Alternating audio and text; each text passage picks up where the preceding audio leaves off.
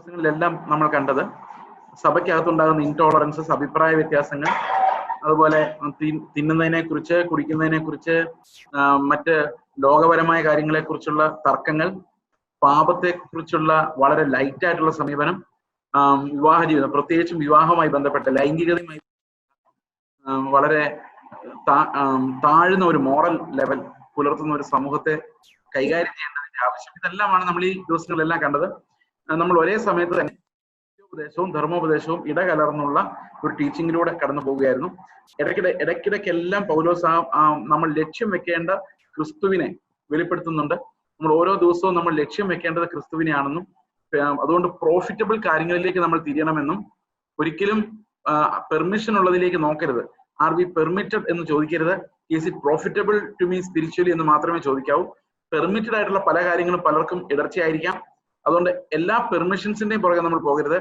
We should always be concerned as to what's profitable than what's permitted. അപ്പോ അതാണ് നമ്മൾ ഈ അധ്യായങ്ങളിലെല്ലാം കണ്ടത്. പക്ഷേ ചില കാര്യങ്ങൾ കർശനമായ നിബന്ധനകളും പൗലോസ് വെക്കുന്നുണ്ട്. ഒന്നാമത്തെ കാര്യം എന്ന് പറയുന്നത് ഈ ലൈംഗികമായ ശുദ്ധീകരണത്തിന്. അത് മറ്റൊരു തരത്തിലുള്ള ബന്ധവും വേദപുസ്തകം പ്രോത്സാഹിപ്പിക്കുന്നില്ല. ഭാര്യയും ഭർത്താവും തമ്മിൽ, അത് ഒരിക്കൽ മാരീഡ് ആണെങ്കിൽ ജീവിതകാലം മുഴുവൻ അവർ വിവാഹിതരായിരിക്കണം. അത് എന്ത് കാരണത്താലും അവർ ഡൈവോഴ്സ് ചെയ്യാൻ സാധിക്കില്ല. അതിന്റെ കാരണം എന്താണെന്ന് വെച്ച് കഴിഞ്ഞാൽ, ദൈവം അവരെ സൃഷ്ടിച്ചപ്പോൾ സ്ത്രീയും പുരുഷനുമായി സൃഷ്ടിച്ചു. അതൊരു ഉടമ്പടിയിലാണ് അവർ ഒന്നാകുന്നത്. When they consummate a relationship, that's for life. They become one. അവർ ഒന്നായി മാറുന്ന ആ ഒരു പ്രോസസ്സിന് ശേഷം no one should separate them, because അവർ വേറെ ആരെങ്കിലുമായി കൂടി ചേർന്നാൽ അത് വ്യഭിചാരമാണ്. അങ്ങനെയാണ് വേദപുസ്തകം നമ്മളെ പഠിപ്പിക്കുന്നത്. അപ്പോ അങ്ങനെയുള്ള ചില കാര്യങ്ങൾ, വിവാഹം സംബന്ധമായ ചില കാര്യങ്ങൾ വളരെ കർശനമായിട്ട് യാതൊരു കോംപ്രമൈസും ഇല്ലാത്ത ഹൈലൈറ്റ് ചെയ്ത് പറയുന്നു. എന്നാൽ ബാക്കിയുള്ള കാര്യങ്ങളിൽ മോറാലിറ്റിയെ ബാധിക്കാത്ത, ദൈവത്തിന്റെ ഇമേജിനെ ബാധിക്കാത്ത പാപങ്ങൾ വരും. അഭിപ്രായ വ്യത്യാസങ്ങൾ, പാപങ്ങളല്ല, അഭിപ്രായ വ്യത്യാസങ്ങൾ വരുമ്പോൾ അത് ടോളറൻസ് കാണിക്കുവാനും സഹിഷ്ണുത കാണിക്കുവാനും നമുക്ക് കാണാൻ കഴിയും. നമ്മൾ അവസാനമായിട്ട് കണ്ടത് കർത്തൃമേശയെ കുറിച്ചാണ്, അപ്പനുറുക്കലിനെ കുറിച്ചാണ്. അപ്പനുറുക്കൽ എത്ര പ്രാവശ്യം നടത്തണമെന്നും ആര് നടത്തണമെന്നും എങ്ങനെ നടത്തണമെന്നും എല്ലാം നമ്മൾ കഴിഞ്ഞ ദിവസങ്ങളിൽ നമ്മൾ കണ്ടു. ഓക്കെ, അതിൽ ഇനിയും നമുക്ക് മനസ്സിലാക്കാനുള്ള അനേകം കാര്യങ്ങളുണ്ട്. ഞാൻ ഈ കഴിഞ്ഞ ദിവസം വീണ്ടും വായിച്ചപ്പോൾ still there are areas that where I should be more clear എന്ന് എനിക്ക് തോന്നി. ഇതെല്ലാം പഠിച്ചു കഴിയുമ്പോൾ വീണ്ടും പഠിക്കാനുള്ള കുറെ ഏരിയാസ് ദൈവം നമുക്ക് കാണിച്ചു തന്നുകൊണ്ടിരിക്കും. We will keep on learning. ഇത് ഞാൻ നിങ്ങളെ കുറെ പേരെ ഇങ്ങനെ ഇരുത്തി പഠിപ്പിക്കുക എന്നുള്ളൊരു അർത്ഥത്തിലല്ല കാണരുത്. Not attempting to do that. എന്നെ സംബന്ധിച്ച് ഈ വചനത്തിലേക്ക് നിങ്ങൾ എത്തുക എന്നുള്ളതാണ്. You may get a better picture than what I am getting. അങ്ങനെ കിട്ടണം. അതാണ് ശരിക്കും വചനത്തിന്റെ ശക്തി എന്ന് പറയുന്നത്. ഞാൻ നിങ്ങളോട് പറയുന്നതല്ല ശരിക്കും വേണ്ടത്. You should dig deeper. വചനം അവിടെ തന്നെ നിൽക്കുകയാണ്. I will come and go, but for every one. അപ്പൊ എല്ലാ മനുഷ്യർക്കും ഈ വചനത്തിൽ നിന്ന് പ്രാപിക്കാനുണ്ട്. അപ്പം വചനത്തെ എങ്ങനെ വായിക്കണമെന്നും നമുക്ക് വ്യാഖ്യാനിക്കാനുള്ള തലങ്ങൾ നമ്മൾ വചനത്തെ വ്യാഖ്യാനിക്കേണ്ടതെന്നും എനിക്ക് മനസ്സിലായ കാര്യങ്ങളാണ് ഞാൻ പറയുന്നത്. So every teacher is like that after the first century ടീച്ചറിന് ഉണ്ടായിരിക്കുന്ന ഒരു അപ്രമാദിത്വം, അതായത് അപ്പോസ്തലന്മാർക്ക് ഉണ്ടാകുന്ന ഒരു അപ്രമാദിത്വം ഇന്നത്തെ ടീച്ചേഴ്സിന് ഉണ്ടാകാൻ പറ്റത്തില്ല. കാരണം we are only interpreters, we are not teachers per se. നമ്മൾ ഒരു ടീച്ചർ എന്നങ്ങനെ അന്നത്തെ കാലത്തെ പോലെ നമുക്ക് ഇന്ന് പറയാൻ പറ്റില്ല. കാരണം അവരെ പഠിപ്പിച്ചു, അത് ഇന്റർപ്രറ്റ് ചെയ്യാൻ എനിക്ക് കഴിയുള്ളൂ. I am only interpreting the scripture, I M not teaching anything new. അതുകൊണ്ടാണ് ഈ ബൈബിൾ ഇതുപോലെ വായിച്ച് നമ്മൾ പഠിക്കുന്നത്. കാരണം വി ആർ ഡൂയിങ് എക്സിജസിസ് ഉള്ളൂ. ഇപ്പൊ നമ്മൾ പ്രത്യേകിച്ച് ഈ കൊരിന്ത്യർ ലേഖനം 12, 13, 14 നിങ്ങൾ മനസ്സിലാക്കാൻ പോകുന്ന ഒരു കാര്യം, വേദപുസ്തകം പഠിക്കുമ്പോൾ നമ്മൾ പുറമേ നിന്നുള്ള തിയോളജി ഒന്നും ഇറക്കാതെ ജസ്റ്റ് പ്ലെയിൻ സ്ക്രിപ്ചർ വ്യാഖ്യാനിച്ചാൽ, അതായത് if you are looking only at an exegesis, ഈ തർക്കങ്ങളുടെ ഒന്നും ആവശ്യമില്ല, നമ്മൾ അത്ഭുതത്തോടെ മനസ്സിലാക്കുമെന്നാണ് ഞാൻ വിചാരിക്കുന്നത്. I had that surprise when I was going through these chapters. കാരണം ഈ പറയുന്ന ഡോക്ടറിനൽ കോലാഹലങ്ങളുടെ ഒന്നും ആവശ്യമില്ലാതെ ഭാഷയിൽ കാര്യങ്ങൾ വിശദീകരിക്കുന്നത് നമ്മളൊരു കോൺഫ്ലിക്റ്റ് പോലും ഉണ്ടാകേണ്ട കാര്യം ബൈബിളിൽ സത്യത്തിലില്ല.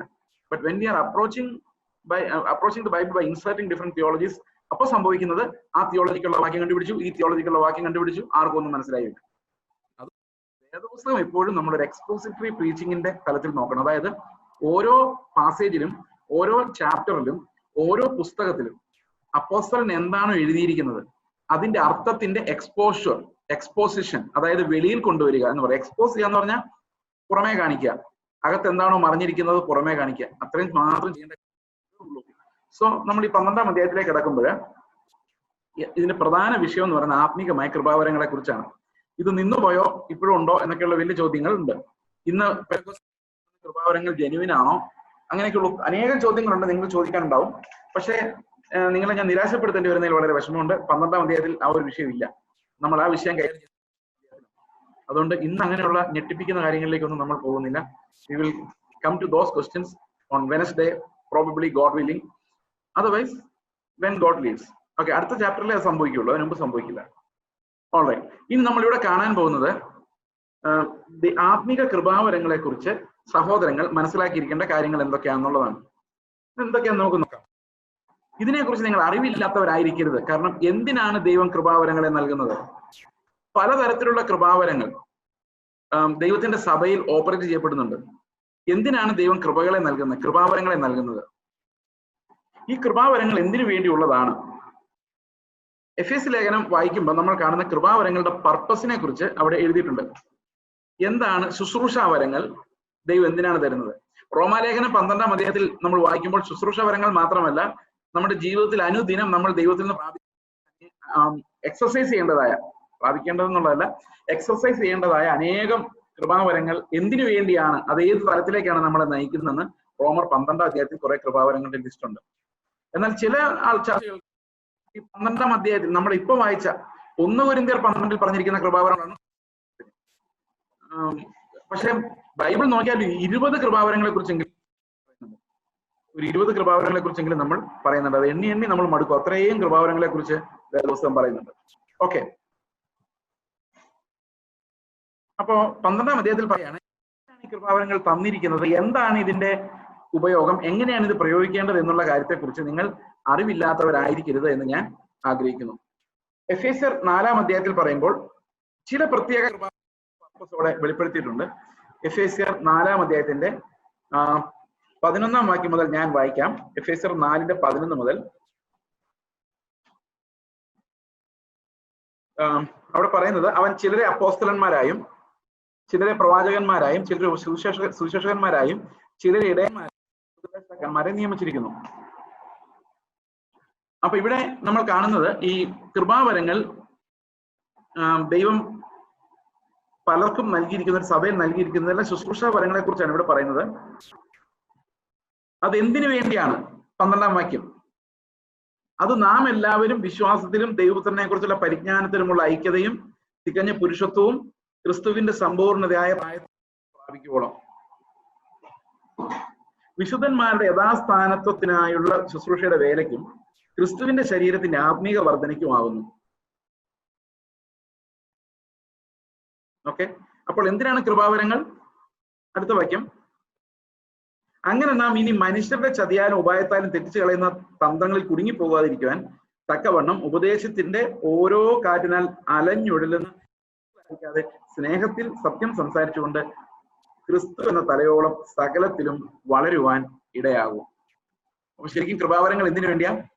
സഭയിലെ ശുശ്രൂഷാ വരങ്ങൾ ഓരോരുത്തരെയും ക്രിസ്തുവിൽ തികഞ്ഞവരാക്കാൻ വേണ്ടിയാണ്. ഇത് നിങ്ങളൊന്ന് ഈ വാക്യം ഹൃദയത്തിനകത്ത്. എന്തിനു വേണ്ടിയാണ് കൃപാവരങ്ങൾ? ക്രിസ്തുവിൽ ഓരോരുത്തരെയും തികഞ്ഞവരാക്കി നിർത്താൻ വേണ്ടിയാണ്. കർത്താവിന് ഒറ്റ ഉദ്ദേശമുള്ളൂ, നമ്മുടെ വിശുദ്ധീകരണമാണ് അവന്റെ ഉദ്ദേശം. അത് മാത്രമേ ഉള്ളൂ ഉദ്ദേശം. അപ്പൊ ദൈവം തന്റെ സഭയെ കൃപാവരങ്ങളാൽ നിറയ്ക്കുന്നതിന്റെ കാരണം, എന്തിന് കൃപാവരങ്ങൾ സഭയ്ക്ക് നൽകുന്നു, ശുശ്രൂഷാ വരങ്ങൾ നൽകുന്നു എന്ന് ചോദിച്ചു കഴിഞ്ഞാൽ അതിന്റെ കാരണം ഇത്രയേ ഉള്ളൂ: ആ സഭയിൽ വരുന്ന ഓരോരുത്തരും യേശു ക്രിസ്തുവിൽ ജീവന്റെ പെർഫെക്ഷൻ അനുഭവിക്കണം. അതാണ് അതിന്റെ കാരണം. Ministry is concerning the sanctification of the church.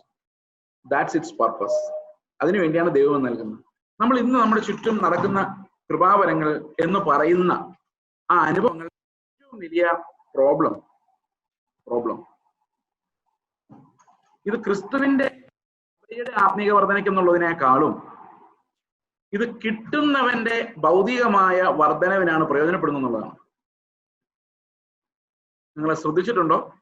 ശുശ്രൂഷയിൽ തെളിയുക, ശരിക്കും മാർക്കറ്റബിൾ ആവുക, ഒരു പ്രവചനപരം ഉണ്ട് എന്ന് വിചാരിച്ച് ആളുകളെ അതിൽ കുരുക്കി അനേകം ആളുകൾ ഇതിനാൽ വഞ്ചിക്കപ്പെടുന്ന രീതിയിൽ സ്വന്തം ധനത്തെ വർദ്ധിപ്പിച്ച് സ്വാധീനത്തെ വർദ്ധിപ്പിച്ച് അങ്ങനെയുള്ള പരിപാടികൾ നടത്തുന്ന അനേകം ആൾക്കാർ നമ്മുടെ ചുറ്റുമുണ്ട്. അതുപോലെ തന്നെയാണ് ടീച്ചേഴ്സും ചെയ്യുന്നത്.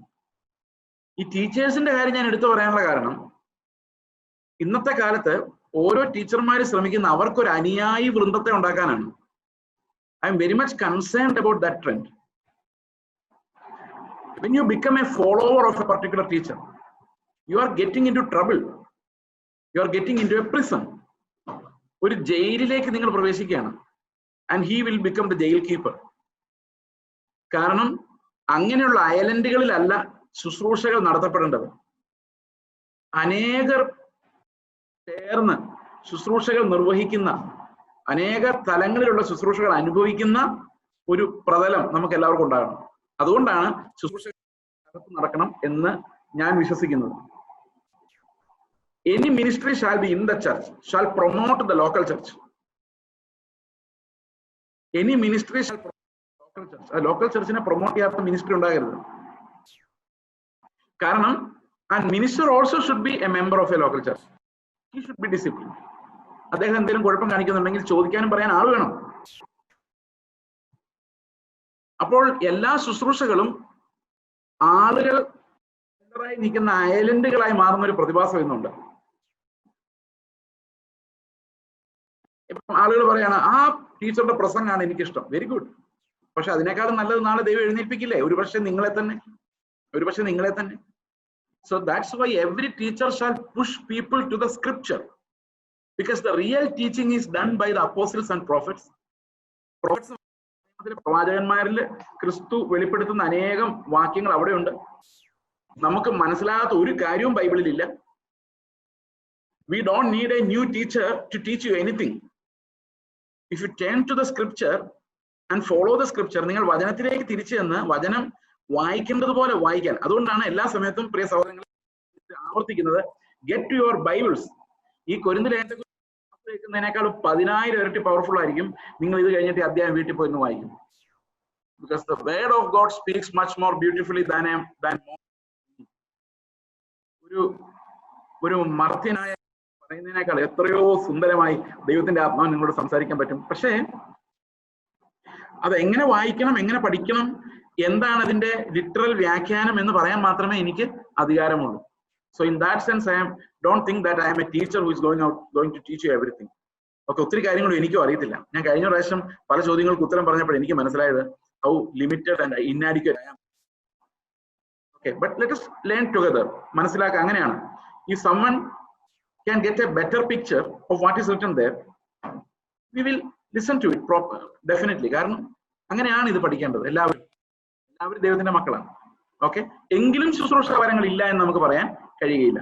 ശുശ്രൂഷ വരങ്ങളെല്ലാം എങ്ങോട്ട് നയിക്കണം? ജീവനിലേക്ക്, ക്രിസ്തുവിലേക്ക്, ക്രിസ്തുവിന്റെ വചനത്തിന്റെ വെളിപ്പാടിലേക്ക്, മനസ്സിലാക്കുന്ന ഒരു തലത്തിലേക്ക്. നിങ്ങൾ എന്തെങ്കിലും ശുശ്രൂഷ വരങ്ങൾ ഉള്ളവരാണെങ്കിൽ പ്രത്യേകിച്ച് ഓർക്കുക, അതുകൊണ്ട് നിങ്ങളുടെ സഭ കൂട്ടായ്മ യേശു ക്രിസ്തുവിന്റെ വെളിപ്പാടിലേക്ക്, നോളജിലേക്ക് വരുന്നുണ്ടോ ഇല്ലയോ എന്നുള്ളതാണ്. That's the question that we need to ask. Okay.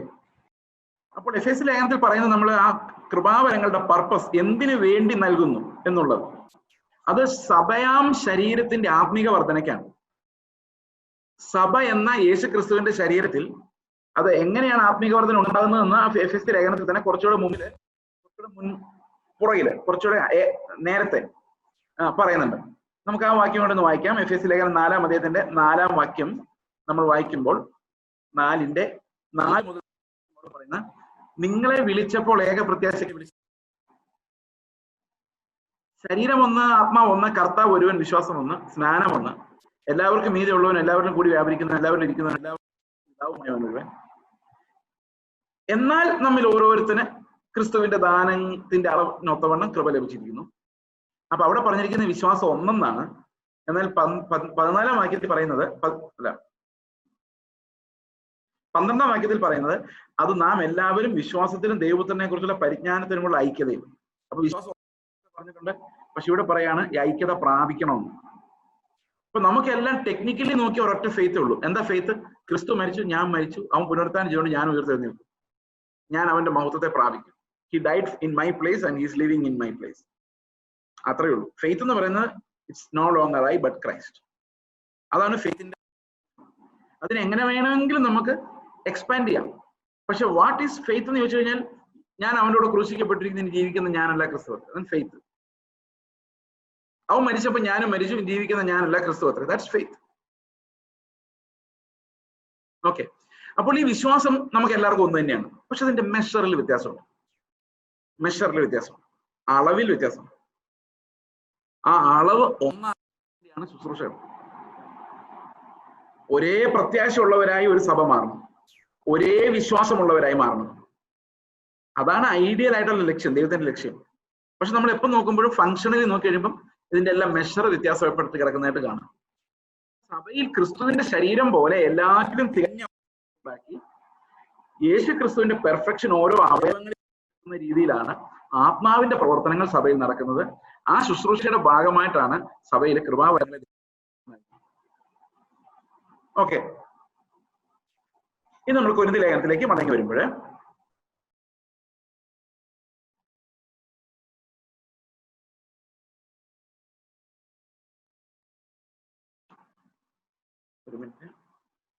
Okay, 12-ാം അധ്യായം. സഹോദരന്മാരെ, ആത്മീക വരങ്ങളെ കുറിച്ച് നിങ്ങൾക്ക് അറിവില്ലാതിരിക്കരുത്.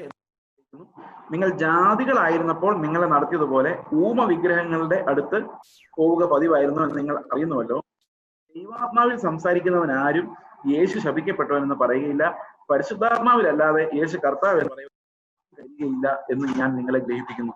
ഇതെന്തിനാ പൗലോസ് ഇവിടെ പറഞ്ഞേക്കുന്നത് ശ്രദ്ധിച്ചിട്ടുണ്ടോ? മനസ്സിലായിട്ടുണ്ടോ? എന്തിനാണ് ഊമ വിഗ്രഹങ്ങളുടെ അടുത്ത് പോകുന്ന കാര്യം പറഞ്ഞത്? ഈ ഊമ വിഗ്രഹങ്ങളുടെ അടുത്തേക്ക് പിന്നെയും പോകുന്ന ഒരാള് ശരിക്കും പറയുന്നത് യേശു ശപിക്കപ്പെട്ടവനാണെന്ന്. എന്തുകൊണ്ട്? ഇവിടുത്തെ പ്രശ്നം, കൃപാവരങ്ങൾ എക്സർസൈസ് ചെയ്തിരുന്ന ആളുകൾ എന്ത് ചെയ്യുമായിരുന്നു? ഇടയ്ക്ക് പോയി അമ്പലത്തിൽ പോവുകയും വിഗ്രഹങ്ങളിൽ നിന്ന് കഴിക്കുകയും വ്യഭിചാരത്തിൽ ഏർപ്പെടുകയും എല്ലാം ചെയ്തിട്ട് ഈ കൃപാവരങ്ങൾ എക്സർസൈസും കൂടെ ചെയ്യുന്ന ആളുകൾ കൊരിന്ത്യർ സഭയിലുണ്ടായി. അപ്പൊ പൗലോസ് പറയാണ്, കൃപാവരങ്ങളെ കുറിച്ച് നിങ്ങൾ അറിവുള്ളവരായിരിക്കണം. അത് ആത്മാവ് എന്തിനാ തന്നതെന്ന് നമ്മൾ മനസ്സിലാക്കണം. നിങ്ങൾ ഊമ വിഗ്രഹങ്ങളുടെ അടുത്ത് പണ്ട് പോയ പോലത്തെ പരിപാടി അല്ല ഇത്. നിങ്ങൾ വിഗ്രഹങ്ങളുടെ അടുത്ത് പോയിരുന്ന് വണങ്ങിയതുപോലെ ഇത് ഈ പ്രാപിച്ചിട്ട് നിങ്ങളത് ചെയ്യരുത്. അപ്പൊ നമ്മളൊരു ചോദ്യം ചോദിക്കും, ആത്മാവ് ഉള്ളിലുള്ള ആൾ ഈ പണിക്ക് പോവോ പാസ്റ്റർ എന്ന്? അതിന്റെ ഉത്തരം പുള്ളി തന്നെ അവിടെ പറഞ്ഞിട്ടുണ്ട്, പൗലോസ് തന്നെ. എന്താ പറഞ്ഞേക്കെന്നറിയോ? ഒരിക്കലും കർത്താവെന്ന് അംഗീകരിക്കാൻ ആത്മാവില്ലാത്ത ഒരാൾക്കും പറ്റത്തില്ല. അവിടെ അങ്ങനെ പറയുന്നത് അല്ലേ? യേശുവിനെ പരിശുദ്ധാത്മാവല്ലാതെ യേശുവിനെ കർത്താവ് എന്ന് പറയുവാൻ ആർക്കും കഴിയുകയില്ല എന്ന് ഞാൻ നിങ്ങളെ ഗ്രഹിപ്പിക്കുന്നു. അപ്പൊ നിങ്ങൾ യേശു ക്രിസ്തുവിന്റെ ആൾക്കാരാണ്. കൃപാവരങ്ങൾ എക്സർസൈസ് ചെയ്യുകയും അതേ സമയത്ത് നിങ്ങൾ പോയി വിഗ്രഹാർപ്പിതം കഴിക്കുകയും എല്ലാം ചെയ്യുമ്പോൾ അതിനർത്ഥം എന്താണെന്ന് വെച്ച് കഴിഞ്ഞാൽ നിങ്ങളുടെ ഉള്ളിൽ കർത്താവ് ഇല്ല എന്ന് തുറന്നു പറയാതെ തന്നെ ആർഗ്യുമെന്റ് വഴി പൗലോസ് തെളിയിക്കുന്നത് നമുക്ക് കാണാൻ പറ്റും. അപ്പോൾ ശരിക്കും ജീവിതം, ആത്മാവ് ജീവിതത്തിലേക്ക് നമ്മളെ ഫോക്കസ് ചെയ്യിപ്പിക്കുന്നില്ല. നമ്മൾ 13-ാം അധ്യായം വായിക്കുമ്പോഴാണ്, ഈ 1 കൊരിന്ത്യർ ലേഖനം 13-ാം അധ്യായം വായിക്കുമ്പോഴാണ് ശരിക്കും കൃപാവരങ്ങൾ എങ്ങനെയാണ് പ്രയോജനം മനസ്സിലാക്കുന്നത്. ഞാൻ പറഞ്ഞത് ഈ കാര്യം ഒന്ന് അണ്ടർലൈൻ ചെയ്തേക്ക്. എന്തിനു വേണ്ടിയാണ് കൃപാവരങ്ങൾ എന്നുള്ള കാര്യം ഒന്ന് അണ്ടർലൈൻ ചെയ്യാൻ ഞാൻ പറഞ്ഞു. മനസ്സിൽ, ബൈബിളിലാണ്. മനസ്സിൽ അണ്ടർലൈൻ ചെയ്തല്ലോ. എന്തിനു വേണ്ടിയാണ് കൃപാവരങ്ങൾ? ക്രിസ്തുവിന്റെ സ്ഥലയോളം വളർന്ന് അവന്റെ പൂർണ്ണത പ്രാപിച്ച് വിശ്വാസത്തിലുള്ള ഐക്യവും പരിജ്ഞാനത്തിലുള്ള ഐക്യവും നമ്മൾ എല്ലാവരും പ്രാപിക്കാൻ വേണ്ടിയാണ് കൃപാവരങ്ങൾ. ഓക്കെ. അപ്പൊ ഇവിടെ പറയാണ്, ദൈവാത്മാവിൽ സംസാരിക്കുന്നവൻ ആരും യേശു ശപിക്കപ്പെട്ടവനെന്ന് പറയുകയില്ല. എങ്ങനെയാണ് വിഗ്രഹങ്ങൾ എടുത്തു പോകുന്നത് യേശു ശപിക്കപ്പെട്ടവനെന്ന് പ്രഖ്യാപിക്കുന്നത്? നമ്മൾ എബ്രായ ലേഖനം വായിക്കുമ്പോൾ ഏറ്റവും കൂടുതൽ നമ്മളെ കുഴപ്പിക്കുന്ന ഒരു വാക്യമാണ്, ഒരിക്കൽ പാപം മനഃപൂർവ്വമായി ചെയ്താൽ പിന്നെ രണ്ടാമത് പുനഃസ്ഥാപിക്കാൻ പറ്റുകയില്ല എന്നുള്ളൊരു വാക്യം നമ്മൾ എബ്രായ ലേഖനം 10-ാം അധ്യായത്തിൽ കാണുന്നുണ്ട്. അതുപോലെ 6-ാം അധ്യായത്തിൽ അവനെ പുനഃസ്ഥാപിക്കാൻ കഴിയും പശ്ചാത്തലം കൊടുക്കുന്നുണ്ട്. അത് പരിജ്ഞാനത്തെ കുറിച്ചുള്ള പരിജ്ഞാനത്തിന് വേണ്ടിയുള്ള ഓട്ടത്തെ കുറിച്ചാണ് പറയുന്നത്. എന്നാൽ പറയുന്നത് വിശ്വാസത്തിൽ നിന്ന് പിൻവാങ്ങുന്ന വിഷയത്തെ കുറിച്ചാണ് 10-ാം അധ്യായത്തിൽ പറയുന്നത്. ഒരാൾ വിശ്വാസത്തിൽ നിന്ന് പിൻവാങ്ങി സംഭവിക്കുന്നതാണ് 10-ാം അധ്യായത്തിൽ പറയുന്നത്. അതൊരു വാണിംഗ് ആണ്. എന്ത് വാണിംഗ് എന്നറിയോ? നിങ്ങൾക്ക് എബ്രായ ലേഖനം 10 വായിക്കുമ്പം ഹൃദയത്തിലേക്ക് പെട്ടെന്ന് വരുന്ന ഓർമ്മ എന്തോ? ആ വാക്യത്തിൽ പ്രധാനപ്പെട്ട തീം എന്താ? ഏറ്റവും പ്രധാനപ്പെട്ട തീം എന്ന് പറയുന്നത്, നമ്മൾ ഈ യേശു ക്രിസ്തുവിനെ ശപിക്കപ്പെട്ടവനെ ആരാണ് പറയുന്നത്? എബ്രായ ലേഖനത്തിലാണ് ഈ കൊരിന്ത് ലേഖനത്തിൽ ഈ വാക്യത്തിന്റെ എക്സ്പ്ലനേഷൻ ഉള്ളത്. നമുക്ക് വാക്യം ഒന്ന് വായിക്കാം. 10-ന്റെ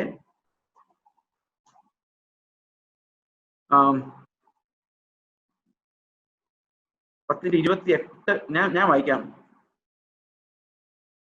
ഓക്കെ, 29. ദൈവപുത്രനെ ചവിട്ടിക്കളയുകയും തന്നെ വിശദീകരിച്ച നിയമരക്തത്തെ മലിനമെന്ന് നിരൂപിക്കുകയും കൃപയുടെ ആത്മാവിനെ നിന്ദിക്കുകയും ചെയ്തവൻ എത്ര കഠിനമേറിയ ശിക്ഷയ്ക്ക് പാത്രമാകുമെന്ന് വിചാരിപ്പിൻ. ഇതാണ് ഇവിടെ പറഞ്ഞിരിക്കുന്നത്. ഇതുണ്ടോ? 26-ാം വാക്യം നോക്കിയേ. സത്യത്തിന്റെ പരിജ്ഞാനം ലഭിച്ച ശേഷം നാം മനഃപൂർവ്വം ചെയ്താൽ പാപങ്ങൾക്ക് വേണ്ടി ഇനി ഒരു യാഗവും ശേഷിക്കാതെ ന്യായവിധിക്കായി ഒരു പ്രതീക്ഷയും എതിരാളികളെ ദഹിപ്പിക്കാനുള്ള ക്രോധാഗ്നിയമേ ഉള്ളൂ. അപ്പൊ മനഃപൂർവ്വം പാപം ചെയ്താൽ പിന്നെ ഞാൻ ഈ ചോദ്യം, ഈ ഒരു വാക്യം ശ്രദ്ധിച്ചൊന്ന് നോക്കണേ. ഇവിടെ എന്താ പറഞ്ഞേക്കുന്നത്? 26-ാം വാക്യം, സത്യത്തിന്റെ പരിജ്ഞാനം ലഭിച്ച ശേഷം നാം മനഃപൂർവ്വം പാപം ചെയ്താൽ പാപങ്ങൾക്ക് വേണ്ടി ഇനി ഒരു യാഗവും ശേഷിക്കാതെ, കാരണം ഇനി ഒരു യാഗവും ഇല്ല, ആകെ ഒരു യാഗം ഉണ്ടായിരുന്നുള്ളൂ, അതിൽ പാപങ്ങളെല്ലാം കഴുകപ്പെട്ടു. പിന്നെയും പോയി പാപം ചെയ്താൽ ഇനി യാഗം ബാക്കിയില്ല. അങ്ങനെയല്ലേ? അങ്ങനെയല്ല ഒറ്റ നോട്ടത്തിൽ അത് തോന്നുന്നത്.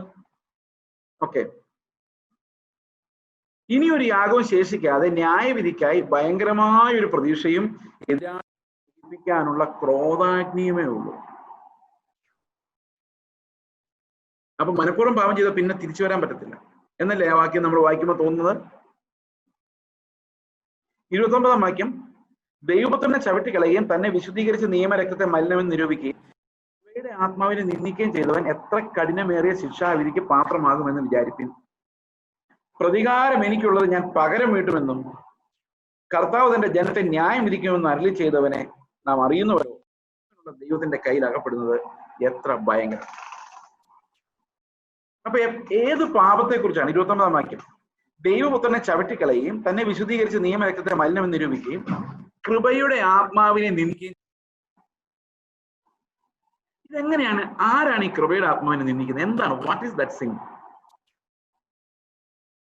അത് തന്നെയാണ് ദൈവയുടെ നമ്മൾ ലേഖനത്തിലും കണ്ടത്, ശപിക്കപ്പെട്ടവൻ എന്ന വാക്ക്.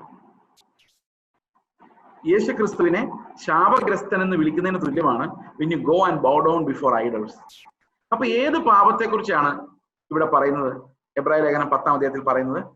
നമുക്ക് എബ്രായ ലേഖനം 10-ന്റെ ആദ്യ ഭാഗങ്ങളും നോക്കാം. ഏത് പാപത്തെ കുറിച്ചാണ് പറയുന്നത്? കാരണം നമ്മൾ ബൈബിൾ വായിക്കുമ്പോൾ ആ ഭാഗം, അതിന് ചുറ്റുമുള്ള ഭാഗം വായിക്കണം. എന്താണ് ഈ മനുഷ്യൻ പറഞ്ഞു തുടങ്ങുന്നത്? അതിന് തോട്ട് പ്രോസസ് ഉണ്ട്. ആ ഒരു ചിന്താധാര എന്താണ് നമുക്ക് നോക്കാം. ഈ എബ്രായ ലേഖനം നമുക്കറിയാം എബ്രായർക്ക് വേണ്ടി എഴുതിയിട്ടുള്ളതാണ്, ക്രിസ്ത്യാനിക്ക് വേണ്ടിയുള്ളതാണ്.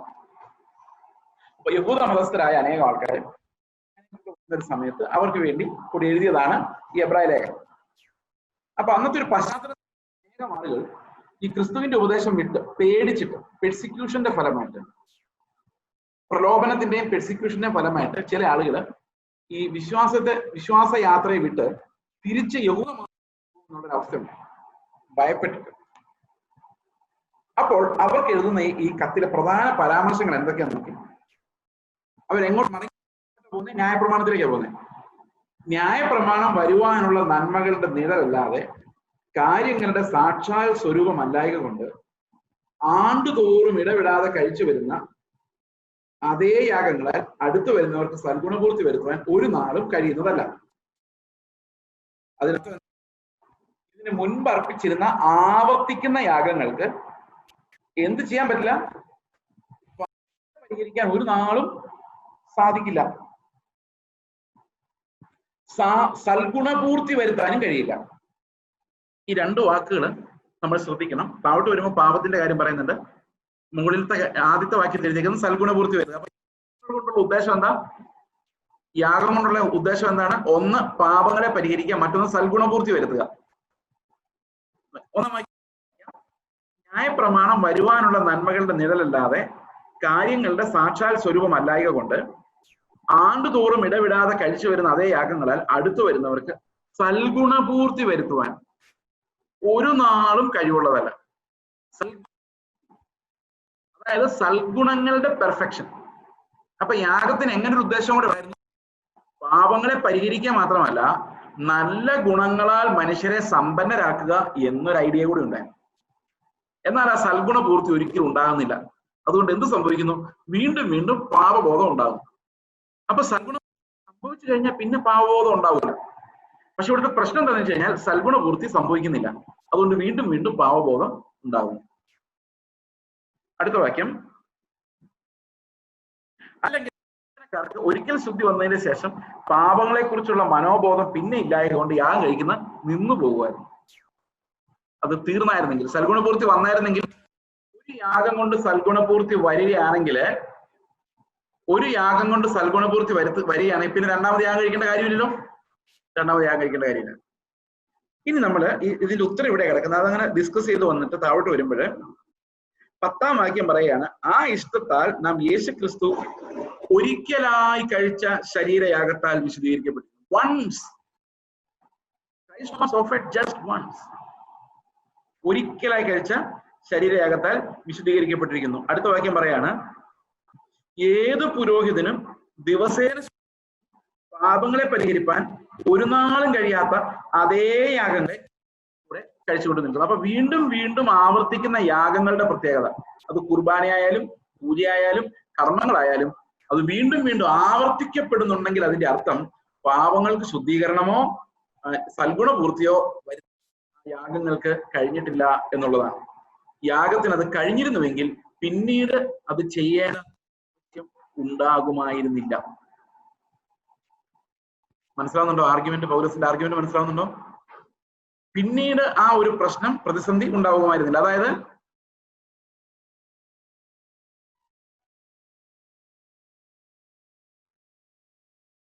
ഓക്കെ, അപ്പോൾ പിന്നീട് ഒരു പ്രതിസന്ധിയും ഉണ്ടാകുമായിരുന്നില്ല.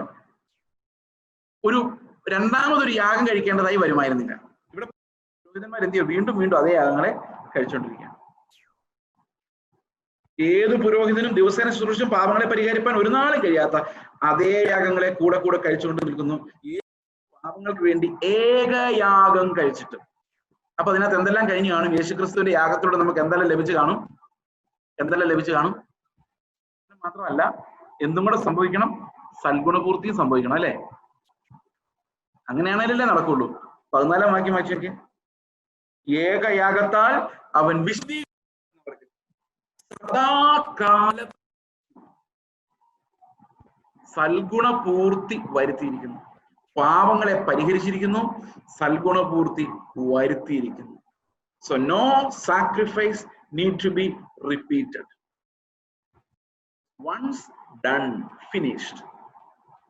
അപ്പൊ ഞാൻ പറയാണ്, ഇല്ല, പോരാ, അതുപോലെ ഒന്നും കൂടെ യാഗം കഴിച്ചാലേ പറ്റുള്ളൂ. ഇതാണ് നമ്മുടെ പഴയകാല ചർച്ചകളിലെല്ലാം സംഭവിച്ച കുഴപ്പം. ട്രഡീഷണൽ ചർച്ചകളിൽ അവർക്ക് യേശുക്രിസ്തുവിന്റെ യാഗത്താൽ അത് ഒരിക്കലായി ശുദ്ധി വന്നുവെന്നും നമ്മളത് വിശ്വസിച്ചാൽ മതിയെന്നും തോന്നുന്നു. They are thinking we need to offer that sacrifice again and again and again like the Jews. പഴയ നിയമം പോലെ. അപ്പൊ ലോകത്തുള്ള എല്ലാ പൂജകളിലും കർമ്മങ്ങളിലും ഒരു ക്രിസ്തു നിഷേധമുണ്ട്. എന്താ ക്രിസ്തു നിഷേധം? നിന്റെ യാഗം കൊണ്ട് തീർന്നിട്ടില്ല, ഞങ്ങളുടെ പണി കൂടെ അതിന്റെ കൂടെ വേണം എന്ന് പറയുന്ന ഒരു ക്രിസ്തു നിഷേധം കേൾക്കുന്നില്ല. നെറ്റിന്റെ കംപ്ലൈന്റ്, കട്ടായിപ്പോയതാ, നെറ്റിന്റെ കുഴപ്പമാണ്. ഓക്കെ. അപ്പോൾ ഏത് അന്യാരാധനയിലും ആവർത്തിക്കപ്പെടുന്ന പാപമോചനത്തിന് വേണ്ടി ആവർത്തിക്കപ്പെടും നമ്മൾ പറയുന്ന എല്ലാ കർമ്മങ്ങളിലും ക്രിസ്തുവിന്റെ യാഗം അപൂർണമായിരുന്നു എന്നുള്ളൊരു ധ്വനിയുണ്ട്. അത് ശരിക്കും അവന്റെ യാഗത്തെ നിന്ദിക്കുന്നതിന് തുല്യമാണ്. അവിടെ പൗലോസ് പറയുന്നത് when you return, if you return to the old system, അതവിടുത്തെ വാണിംഗ്. അതായത് 1-ാം വാക്യം മുതൽ പറഞ്ഞു വരുന്ന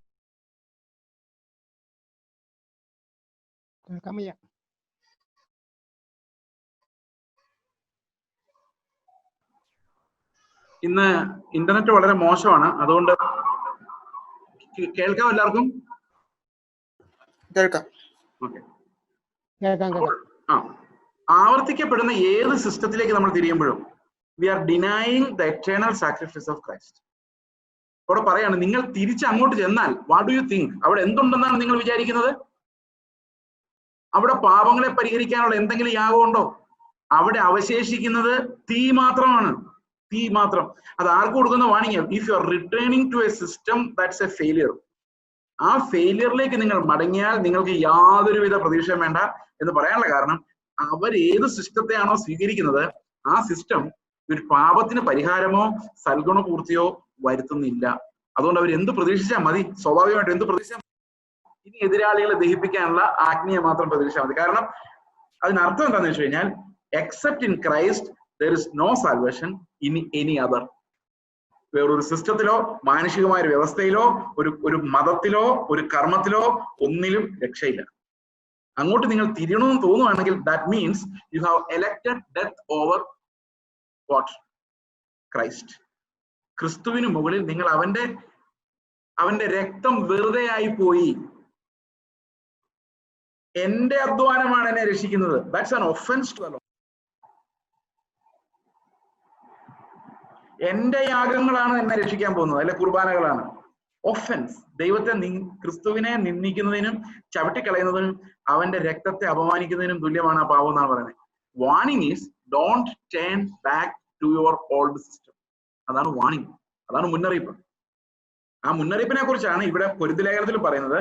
നിങ്ങൾ വിഗ്രഹാർപ്പിതം കഴിച്ചിട്ട് ആത്മാവെന്ന് പറഞ്ഞു. I cannot agree with that. നിങ്ങൾ വീണ്ടും വീണ്ടും ആവർത്തിക്കപ്പെടുന്ന ഒരു സിസ്റ്റമാണ് denying Christ's eternal sacrifice. ഇനി നിങ്ങൾ വിചാരിക്കുകയാണ് ഞാനും കൂടെ എന്തെങ്കിലും ചെയ്താലേ ഇത് തീരുള്ളൂ എന്ന് വിചാരിച്ചാലും again denying Christ and his sacrifice. അത് വളരെ ഗൗരവത്തോടെ നമ്മൾ കാണും. കാരണം നമ്മുടെ ട്രസ്റ്റ് എന്ന് പറയുന്നത് in Christ alone and no in nothing else. Absolutely in Christ. അത് രക്ഷയുടെ എല്ലാ തലങ്ങളും secured and insulated from man's work. Only God, fully God. അങ്ങനെയാണ് അതിന്റെ സിസ്റ്റം. അപ്പോ യു കനോട്ട് ഫോളോ ബോത്ത്. ഇത് ശരിക്കും ഒരു വാണിംഗ് പാസേജാണ്.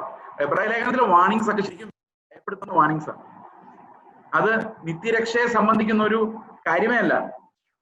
അവിടെ പറയുന്നത് if you are returning to the old system, ആ സിസ്റ്റം നിങ്ങൾക്ക് തരുന്നത് മീൻസ് അതാണ്. നിങ്ങൾ അങ്ങോട്ട് തിരിഞ്ഞാൽ പിന്നെ എങ്ങനെ മാനസാന്തരപ്പെടാനാണ്, എങ്ങനെ നിത്യരക്ഷ പ്രാപിക്കാനാണ്, നിങ്ങൾ എന്താ ഉദ്ദേശിക്കുന്നത്, വാട്ട് ഡു യു എക്സ്പെക്ട്? വീണ്ടും വീണ്ടും ആവർത്തിക്കപ്പെടുന്ന system, that's denial of Christ. ഇതാണ് അവിടെ പറയുന്നത്. So warning against going back to the old system. ആ പാപത്തെ കുറിച്ചാണ് നിങ്ങൾ ഞാനിത് പറയുമ്പം ഞാനിത് പറഞ്ഞോണ്ടല്ല, ആ 10:1 മുതൽ വായിച്ചു നോക്കിക്കേ. That's what is written there. നമ്മളെ ചില വാക്യങ്ങൾ ഈ ഉപദേശം സ്ഥാപിക്കും, അവിടെ നിന്ന് ഇവിടുന്ന് വാക്യങ്ങൾ പറക്കുമ്പോഴാണ് പലതരത്തിലുള്ള ഉപദേശങ്ങൾ ഉണ്ടാകുന്നത്. If you are reading the whole system, നമുക്ക് മനസ്സിലാവും ഈ അപ്പോസ്തലൻ എഴുതിയപ്പോൾ ഇതാണ് ഉദ്ദേശിച്ചത്. റിട്ടേണിംഗ് ടു ദ വോമിറ്റ്, അതാണ് ഉദ്ദേശം. അപ്പൊ ഒരു വാണിംഗ് ആയിട്ട് ആ വിശ്വാസികൾക്ക് ഇത് പറയുന്നത്, നിങ്ങൾ പണ്ട് വിട്ടിട്ട് പോകുന്ന സിസ്റ്റത്തിനകത്ത് നിങ്ങളെ രക്ഷിക്കാനുള്ള ഒന്നുമില്ല, അവിടെ ആവർത്തിക്കപ്പെടുന്ന സിസ്റ്റം. അങ്ങോട്ട് നോക്കിയാൽ ദാറ്റ്സ് ഈക്വൽ ടു ഡെത്ത് എന്നുള്ളത് ഒരു വാണിംഗ് ആണ്. അങ്ങനെ ആരും നോക്കുമെന്നോ നോക്കിയെന്നോ അല്ല, നോക്കിയാൽ അത് മരണമാണ് എന്ന് അപ്പൻ മക്കളോട് കൊടുക്കുന്ന പോലത്തെ ഒരു വാണിംഗ് ആണ് നമ്മൾ 10-ാം അധ്യായത്തിന്റെ 28-ാം വാക്യത്തിലേക്കാണ്. അത് ഇന്ന് പറയേണ്ടി വരുമെന്ന് ഞാൻ വിചാരിച്ചതല്ല. ഇവിടെ പറഞ്ഞിരിക്കുന്ന ശപിക്കപ്പെട്ടവനെന്ന്, ക്രിസ്തുവിനെ ശപിക്കപ്പെട്ടവനെന്ന് പറയാൻ കാരണം നമുക്കറിയാം, ഹിന്ദുക്കളായാലും മുസ്ലിങ്ങളായാലും ക്രിസ്ത്യാനികളായാലും ലോകത്ത് ഒന്നും ചെയ്യണ്ട, വിശ്വസിച്ചാൽ മാത്രം മതി. അതാ ക്രിസ്തു ഒരുക്കിയിരിക്കുന്ന രക്ഷ എന്ന് പറയുന്നത്. ഏത് ജാതിക്കും ഒരു ന്യായപ്രമാണവുമല്ല, ഏത് ജാതിക്കും ക്രിസ്തുവിന്റെ യാഗത്തിൽ വിശ്വസിച്ചുകൊണ്ട് രക്ഷപ്പെടാമെന്നിരിക്കെ ആ രക്ഷയെക്കുറിച്ച് മനസ്സിലാക്കിയ ഒരാൾ വീണ്ടും അതേ സിസ്റ്റത്തിലേക്ക് വീണാൽ that's denial of Christ and his sacrifice എന്നാണ് ഇവിടെ നമ്മൾ അർത്ഥമാക്കേണ്ടത്. Okay, alright. ഇനി അടുത്ത വാക്യം 1:12 അടുത്ത വാക്യം പറയുന്നത് ഇതാണ്. ദൈവാത്മാവിൽ സംസാരിക്കുന്നവൻ ആരും യേശു ശപിക്കപ്പെട്ടവനെന്ന് പറയുകയില്ല. ആരാ പറയുന്നത്? അതിന് മുമ്പത്തെ വാക്യത്തിൽ പറയുന്നത് ഊമ വിഗ്രഹങ്ങൾ എടുക്കൽ പോകുന്ന പതിവ് നിങ്ങൾക്ക് അന്ന് ഉണ്ടായിരുന്നു. എന്നാൽ ദൈവത്തിന്റെ ആത്മാവ് നിങ്ങളുടെ ഉള്ളിലുണ്ടെങ്കിൽ നമ്മൾ ആ തരത്തിലുള്ള ഒരു ജീവിതത്തിലേക്ക് മടങ്ങി പോവുകയില്ല. ഓക്കെ, 4-ാം വാക്യം പറയാണ്, എന്നാൽ ഒരു കാര്യം നമ്മൾ മനസ്സിലാക്കണം, കൃപാവരങ്ങളിൽ വ്യത്യാസമുണ്ട്. അപ്പൊ എല്ലാവരും നമുക്ക് വലിയൊരു പാഠമാണ് തരുന്നത് ഈ കൃപാവരങ്ങളിലുള്ള വ്യത്യാസം. പ്രിയ സഹോദരങ്ങളെ, നിങ്ങൾ എപ്പോഴും മനസ്സിൽ ഒരിക്കലും മറക്കരുതാത്തൊരു കാര്യം. ഞാൻ കഴിഞ്ഞ ദിവസങ്ങളിലെല്ലാം ഇതിനെക്കുറിച്ച് പ്രസംഗിച്ചിട്ടുണ്ട്. അഭിഷിക്തൻ എന്ന് പറയുന്ന സിസ്റ്റം ഈ ഇന്ന് പ്രാക്ടീസ് ചെയ്യപ്പെടുന്ന ഒരു സിസ്റ്റമാണ് പെന്തക്കോസ്തുകാരുടെ ചില ന്യൂ ജനറേഷൻ കൾട്ടുകളുടെ ഇടയിൽ. അത് വളരെ സ്ട്രോങ് ആണ്. പെന്തക്കോസ്തുകാർ പൊതുവെ അങ്ങനെയൊക്കെ വാക്ക് ഉപയോഗിക്കും. ന്യൂ ജനറേഷൻ കൾട്ടുകളുടെ ഇടയിലാണ് ഇത് ഏറ്റവും ശക്തമായിട്ടുള്ളത്. അഭിഷിക്തൻ, ദൈവത്തിന് മനുഷ്യരുടെ ഇടയിൽ നിൽക്കുന്ന ആൾക്കാർ, അങ്ങനെ ഒരു വർഗം പുതുനിയമത്തിലില്ല. എല്ലാവർക്കും കൃപാവരങ്ങളാണ്. കൃപയാണ് അവരെ നടത്തുന്നത്. വചനം വ്യാഖ്യാനിക്കുന്നവൻ അതിന്റെ കൃപ, പഠിപ്പിക്കുന്നവൻ അതിന്റെ കൃപ, ശുശ്രൂഷ ചെയ്യുന്നവൻ അതിന്റെ കൃപ, പരിപാലനം ചെയ്യുന്നവൻ അതിന്റെ കൃപ. ഓരോരോ വിളികളാണ്, ഓരോരോ ദാനങ്ങളാണ്. അല്ല ദൈവത്തിന്റെ അടുത്തുള്ള പ്രതിഫലത്തിനോ വിശുദ്ധീകരണത്തിനോ we are all equal before the Lord. ഞാൻ പ്രാർത്ഥിക്കുന്നു, നിങ്ങൾ പ്രാർത്ഥിക്കുന്ന തമ്മിൽ ദൈവത്തിന് മുമ്പിൽ യാതൊരു ഡിഫറൻസും ഇല്ല. കാരണം നമ്മളെല്ലാം യേശുക്രിസ്തു എന്ന ഏക മധ്യസ്ഥനോട് അവന്റെ അടുത്തേക്ക് ചെല്ലുന്നത്. എനിക്ക് എന്തുമാത്രം ക്രിസ്തു മധ്യസ്ഥനാണോ അതുപോലെ തന്നെ നിങ്ങൾക്ക് വേണ്ടിയും എനിക്ക് വേണ്ടി പിതാവിന്റെ അടുത്ത് അവൻ എത്രമാത്രം സംസാരിക്കുമോ അത്ര നിങ്ങൾക്ക് വേണ്ടി സംസാരിക്കും. So that means there is no special human beings who can stand before God and man. Only Christ. And we are all similar. കൂട്ടുവേലക്കാർ, കൂട്ടു സഹോദരങ്ങൾ, കൂട്ടുദാസന്മാർ. Just the difference is കൃപാവരങ്ങളുടെ വ്യത്യാസം, ശുശ്രൂഷകളുടെ വ്യത്യാസം. Other than that യാതൊരു വ്യത്യാസമില്ല. ഓക്കെ, ആ ഒരു കാര്യവും കൂടെ നമ്മൾ ഈ പാഠങ്ങളെ യൂണിറ്റി.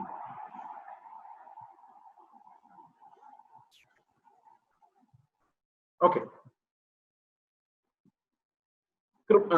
ശുശ്രൂഷകളിൽ വ്യത്യാസമുണ്ട്.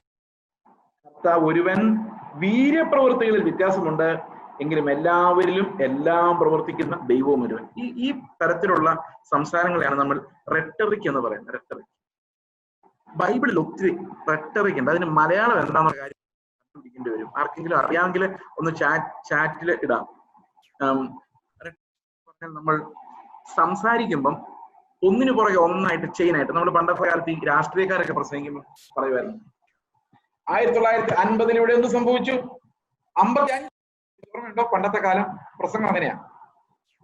എന്ത് സംഭവിച്ചെന്ന് ചോദിക്കാനുള്ളതാണ്. പക്ഷെ അതിനിങ്ങനെ വർഷം പറഞ്ഞു ആ ഒരു ടെമ്പോ വർദ്ധിപ്പിക്കുന്ന ഒരു പരിപാടിയാണ് ഈ റെട്ടറിക്കുന്നത്. ബൈബിളിൽ ഒത്തിരി അടുത്ത് അതുണ്ട്. അപ്പൊ നമ്മൾ അത് ഏത് പാർട്ട് ഓഫ് സ്പീച്ച് ആണ് ഉപയോഗിച്ചിരിക്കുന്നതെന്ന് അറിയാതെ വ്യാഖ്യാനിച്ചാണ്. ഫിഗർ ഓഫ് സ്പീച്ചും പാർട്ട് ഓഫ് സ്പീച്ചും അറിയാതെ നമ്മൾ വ്യാഖ്യാനിച്ചു കഴിഞ്ഞാലുള്ള പ്രോബ്ലം ഈ റെട്ടറിക്കിനെല്ലാം നമ്മൾ. എക്സാമ്പിൾ ഇവിടെ നമുക്ക് ഒരെണ്ണം കാണാം. 12-ാം അധ്യായത്തിലുള്ള റെട്ടറിക്കിന്റെ പ്രയോഗം എങ്ങനെയാണ്? ഈ റെട്ടറിക് എന്ന് പറയുന്ന പ്രയോഗം ഒരേ കാര്യങ്ങൾ തന്നെ വീണ്ടും വീണ്ടും വീണ്ടും ആവർത്തിച്ചു വേണം. ഓക്കെ, അതിന് റെട്ടറിക് എന്ന് പറയുന്നത്. ഈ പഴയകാലത്തെ പ്രസംഗരൊക്കെ ആ സിസ്റ്റം ഉപയോഗിക്കുമായിരുന്നു. ഞാനിത് പേഴ്സണലായിട്ട് എനിക്ക് ഒരാൾ കുറച്ച് റെട്ടറിക് എന്നുള്ളതിന്റെ അർത്ഥം പറഞ്ഞു തന്നിട്ടുണ്ട്. അത് വായിക്കാൻ എനിക്ക് ഇത്തിരി പാടാണ്. അലങ്കാര ശാസ്ത്രം, വാക്പാടവ ശാസ്ത്രം, കാവ്യമീമാംസ, വാചാടോപം, പ്രസംഗവിദ്യ, പ്രഭാഷണ വിദ്യ, കൃത്രിമ പദപ്രയോഗം. ഇത് ഏതാന്ന് വേണം നിങ്ങൾ എടുത്തോ. എന്തെടുത്തിട്ടും വലിയ കാര്യമില്ല. മലയാളം ഇംഗ്ലീഷിനേക്കാളും കട്ടിയാകും ചില അപൂർവ സന്ദർഭങ്ങളാണ് അത്. ഓക്കെ, എന്തായാലും ഞാൻ ഈ എക്സാമ്പിൾ നിങ്ങളെ കാണിച്ചു തരാം. ഈ കൊരിന്ത്യർ ലേഖനം 12-ാം അധ്യായത്തിൽ. ഓക്കെ, എന്താണ് അവിടെ പറയുന്നത്? എന്നാൽ കൃപാവരങ്ങളിൽ വ്യത്യാസമുണ്ട്, ആത്മാവ് ഒന്നത്രേ. ശുശ്രൂഷകളിൽ വ്യത്യാസമുണ്ട്, കർത്താവ് ഒരുവൻ. വീര്യപ്രവൃത്തികളിൽ വ്യത്യാസമുണ്ട്, എങ്കിലും ദൈവം ഒരുവൻ തന്നെ. എങ്ങനെയുണ്ട്? അപ്പൊ നമ്മൾ വിചാരിക്കും, കൃപാവരങ്ങളും ആത്മാവും, ശുശ്രൂഷകളും കർത്താവും, വീര്യപ്രവൃത്തിയും ദൈവവും, ഇങ്ങനെ എന്തെങ്കിലും പ്രത്യേക ബന്ധങ്ങളുണ്ടോ? നമ്മൾ അങ്ങനെ ചിന്തിക്കും. ഇതിനെയാണ് അതങ്ങനെ ചിന്തിക്കേണ്ട കാര്യമില്ല. ഒരിടത്ത് യൂണിറ്റിയെ കുറിച്ചും വേറൊരു ഡൈവേഴ്സിറ്റിയെ കുറിച്ചും പറഞ്ഞിട്ടുണ്ടെന്ന് മാത്രമേ ഉള്ളൂ. അതിനെ എക്സ്പ്രസ് ചെയ്യാൻ വേണ്ടി ഉപയോഗിക്കുന്ന ഒരു ശാസ്ത്രമാണ്, പ്രസംഗശാസ്ത്രമാണ് ഈ പറയുന്ന റെട്ടറിക് എന്ന് പറയുന്നത്. സോ ഇറ്റ് ഡസന്റ് മീൻ ആത്മാവ് കൃപാവരങ്ങളുമായി ബന്ധപ്പെട്ട് നമുക്ക് വേണമെങ്കിൽ ചിന്തിക്കാം. ശുശ്രൂഷകളും കർത്താവുമായിട്ടും വീര്യപ്രവൃത്തികളും ദൈവവുമായിട്ടും വ്യാഖ്യാനിക്കാൻ പാടില്ല. That's not what it said there. അല്ല, അവിടെ ത്രിയേക ദൈവത്തിന്റെ ക്യാരക്ടർ ആൻഡ് മിനിസ്ട്രി ഒന്ന് തന്നെയാണ്. കൃപാവരങ്ങൾ എന്ന് പറയുന്നത്, വീര്യപ്രവൃത്തികൾ എന്ന് പറയുന്നത് എല്ലാം ഫലത്തിൽ ദൈവം തന്നെയാണ് ചെയ്യുന്നത്. പക്ഷെ റെട്ടറിക്കിന്റെ പ്രയോഗം കാരണം ത്രിയേക ദൈവത്തെ അവിടെ ഇൻക്ലൂഡ് ചെയ്തിട്ടുണ്ടെന്ന് മാത്രമേ ഉള്ളൂ. നമ്മൾ പലപ്പോഴും വ്യാഖ്യാനിക്കുമ്പോൾ സംഭവിക്കുന്നത് ഇത് സെപ്പറേറ്റ് ഫങ്ഷൻസ് ആയിട്ട് നമുക്ക് തോന്നുന്നു എന്നുള്ളതാണ്. Okay, that's an explanation of the Trinity of God. Okay, ഇപ്പൊ 3 കാര്യങ്ങൾ അവിടെ പറയുന്നത്: ശുശ്രൂഷകൾ, വീര്യപ്രവൃത്തികൾ. ഇത് 3 സത്യം പറഞ്ഞാൽ ഒരു തരത്തിൽ പാരലലാണ്, എന്നാൽ അതേ സമയത്ത് ഒന്ന് തന്നെയുമാണ്. ഓക്കെ, ഇതെങ്ങനെയാണ് വിതരണം ചെയ്യപ്പെടുന്നത്? എന്നാൽ ഓരോരുത്തന് ആത്മാവിന്റെ പ്രകാശനം പൊതുപ്രയോജനത്തിനായി നൽകപ്പെടുന്നു. ഓക്കെ, അപ്പോ നമുക്കൊരു കൃപാവരം, ശുശ്രൂഷ എന്തെങ്കിലും ഉണ്ടെങ്കിൽ അത് എല്ലാവരുടെയും പ്രയോജനത്തിന് വേണ്ടിയാണ്. ഒരുത്തന് ജ്ഞാനത്തിന്റെ വചനവും മറ്റൊരുത്തന് അതേ ആത്മാവിനാൽ പരിജ്ഞാനത്തിന്റെ വചനവും നൽകപ്പെടും. എന്താണ് ജ്ഞാനവും പരിജ്ഞാനവും? നമുക്ക് അങ്ങോട്ട് വരാം. വേറൊരുത്തന് അതേ ആത്മാവിനാൽ വിശ്വാസം, മറ്റൊരുവന് അതേ ആത്മാവിനാൽ രോഗശാന്തിയുടെ വരം.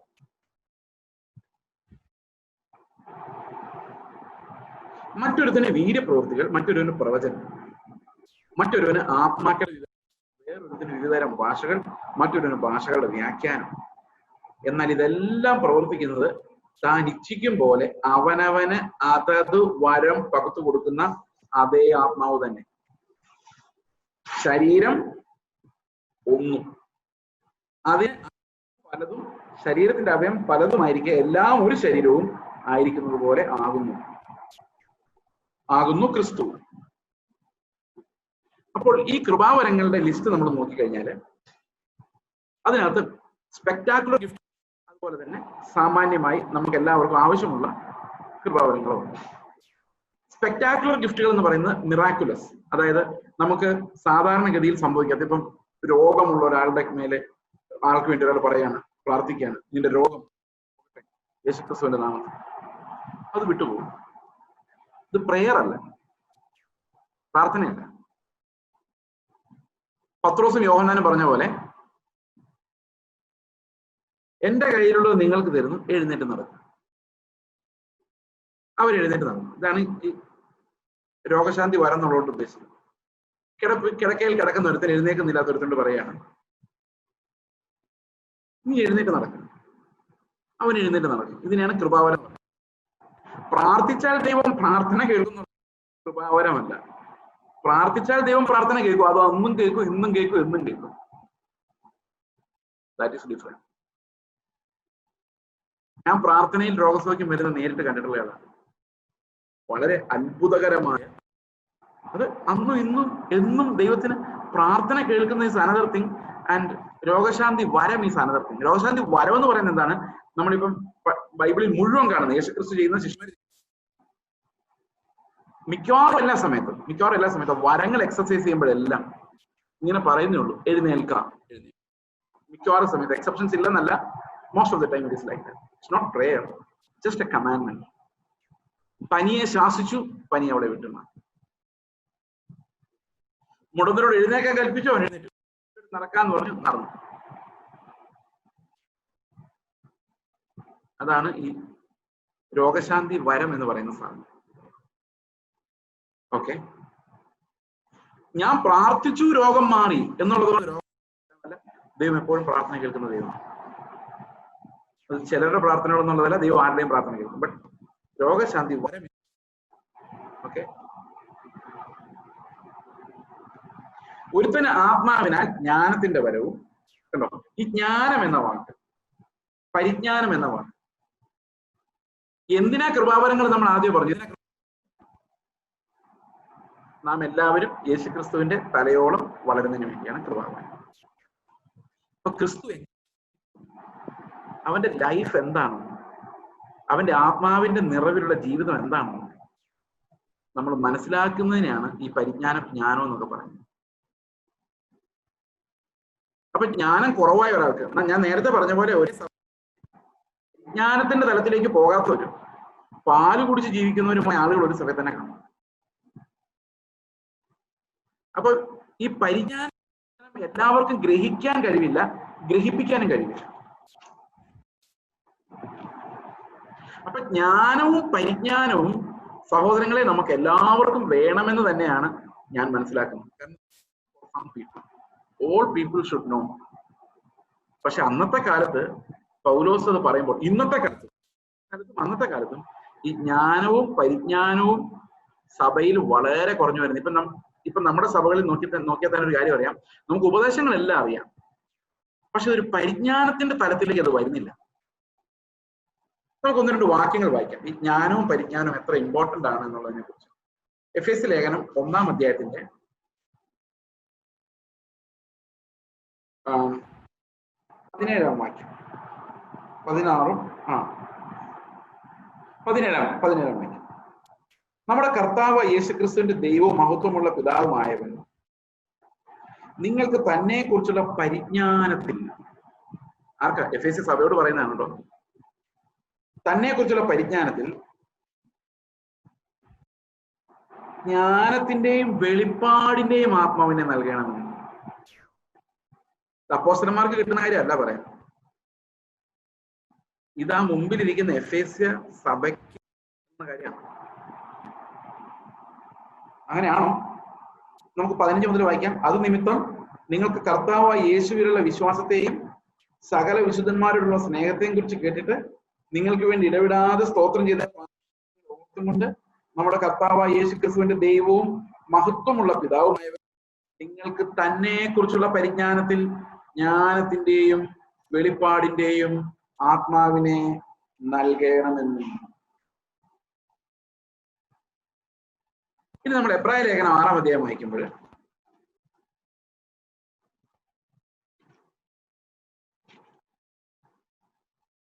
ആറാം അധ്യായത്തിന്റെ 1-ാം വാക്യം, അതുകൊണ്ട് നിർജീവ പ്രവർത്തികളെ കുറിച്ചുള്ള മാനസാന്തരം, ദൈവത്തിങ്കിലെ വിശ്വാസം, സ്നാനങ്ങളെ കുറിച്ചുള്ള ഉപദേശം, കൈവെപ്പ്, മരിച്ചവരുടെ പുനരുത്ഥാനം, നിത്യശിക്ഷാവിധി എന്നിങ്ങനെയുള്ള അടിസ്ഥാനം വിടാതെ.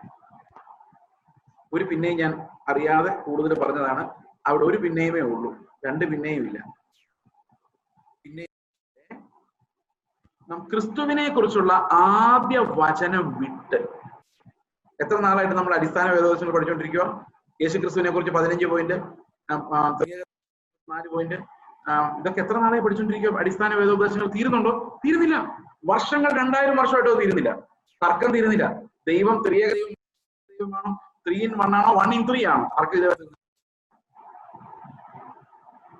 എപ്പം ബൈബിൾ എടുത്താലും തർക്കത്തോട് തർക്കമാണ്. ഇവിടെ പറയാണ് അടിസ്ഥാനം വിട്ടിട്ട് നിങ്ങൾ എന്ത് ചെയ്യണം?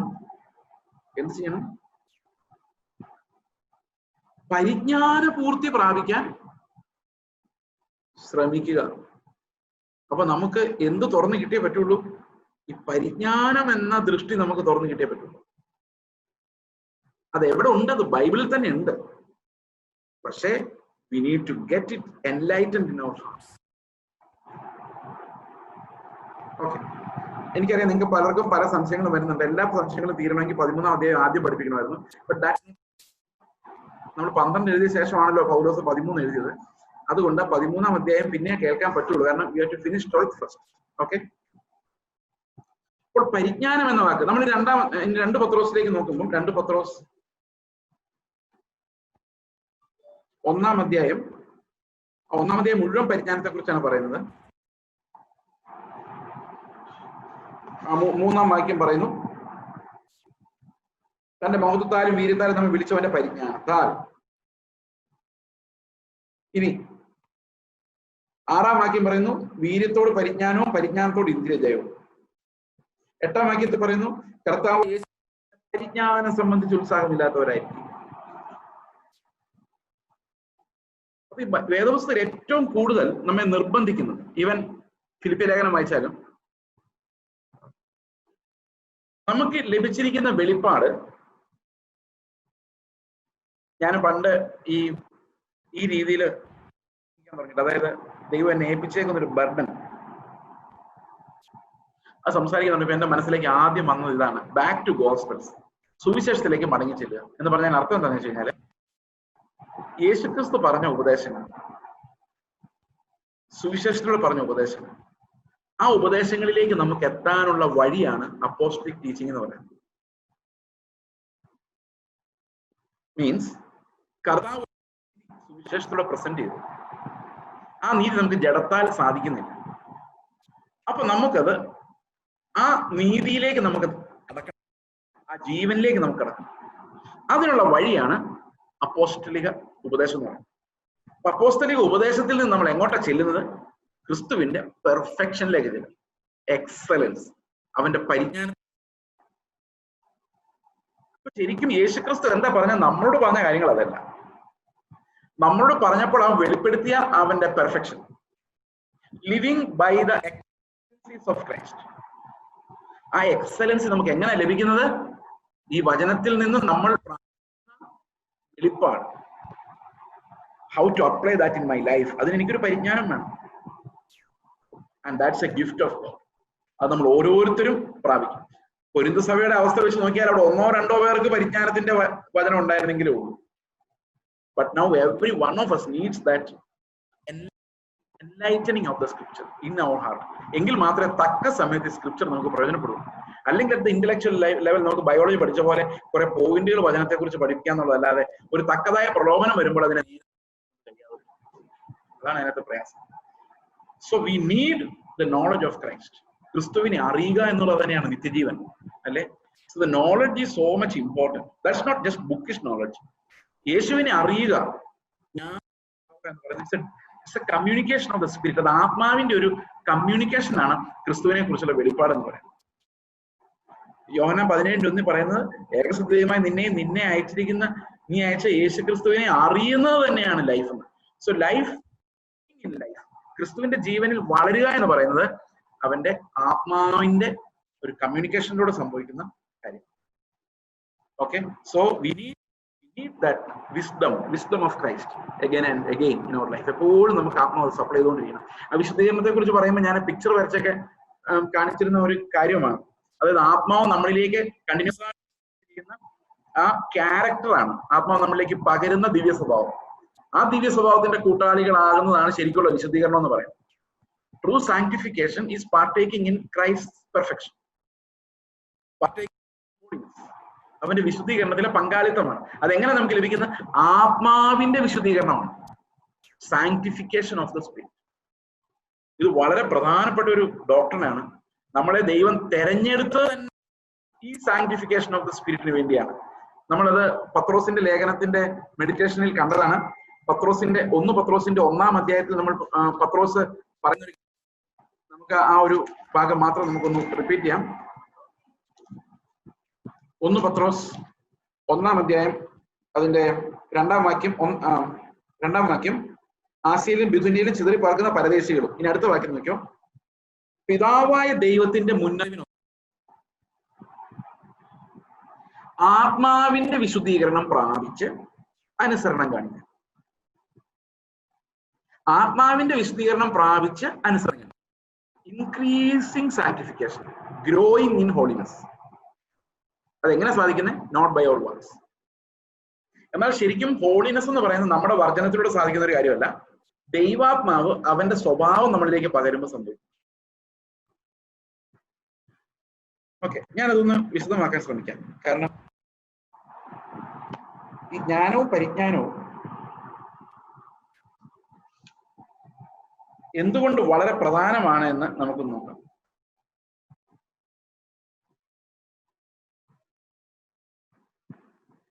ഓക്കെ, ഇനി ജ്ഞാനവും പരിജ്ഞാനത്തെ കുറിച്ച് ഞാനത് എഴുതാം, അതാണ് നല്ലത്.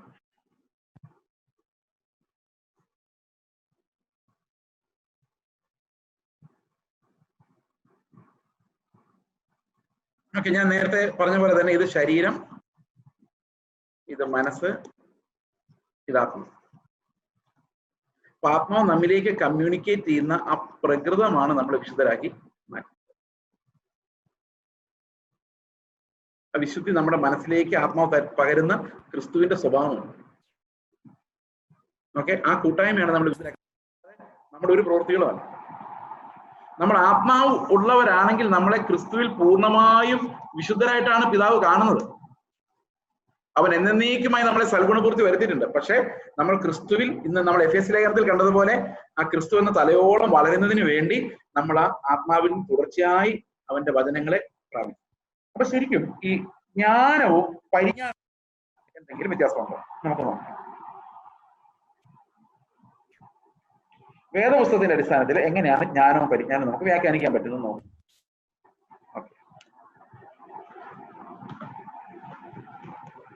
ഫോർ എക്സാമ്പിൾ, ഇപ്പൊ ഞാൻ പത്രോസോ പൗലോസോ ഒക്കെ ആണെന്ന് വിചാരിച്ചോ, കുറച്ച് നേരത്തേക്ക് ഒരു എക്സാമ്പിൾ.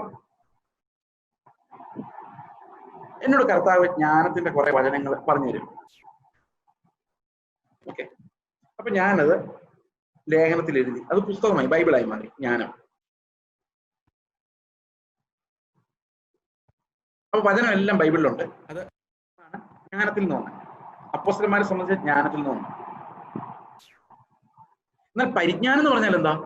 ഈ വചനം എങ്ങനെയാണ് വിസ്ഡം, അതായത് വിവേകം, ഈ പരിജ്ഞാനം എന്ന് പറയുന്ന ഈ ജ്ഞാനം ശരിക്കും എങ്ങനെ നമ്മൾ പ്രായോഗികമായിട്ട് പ്രയോജനപ്പെടുത്തും.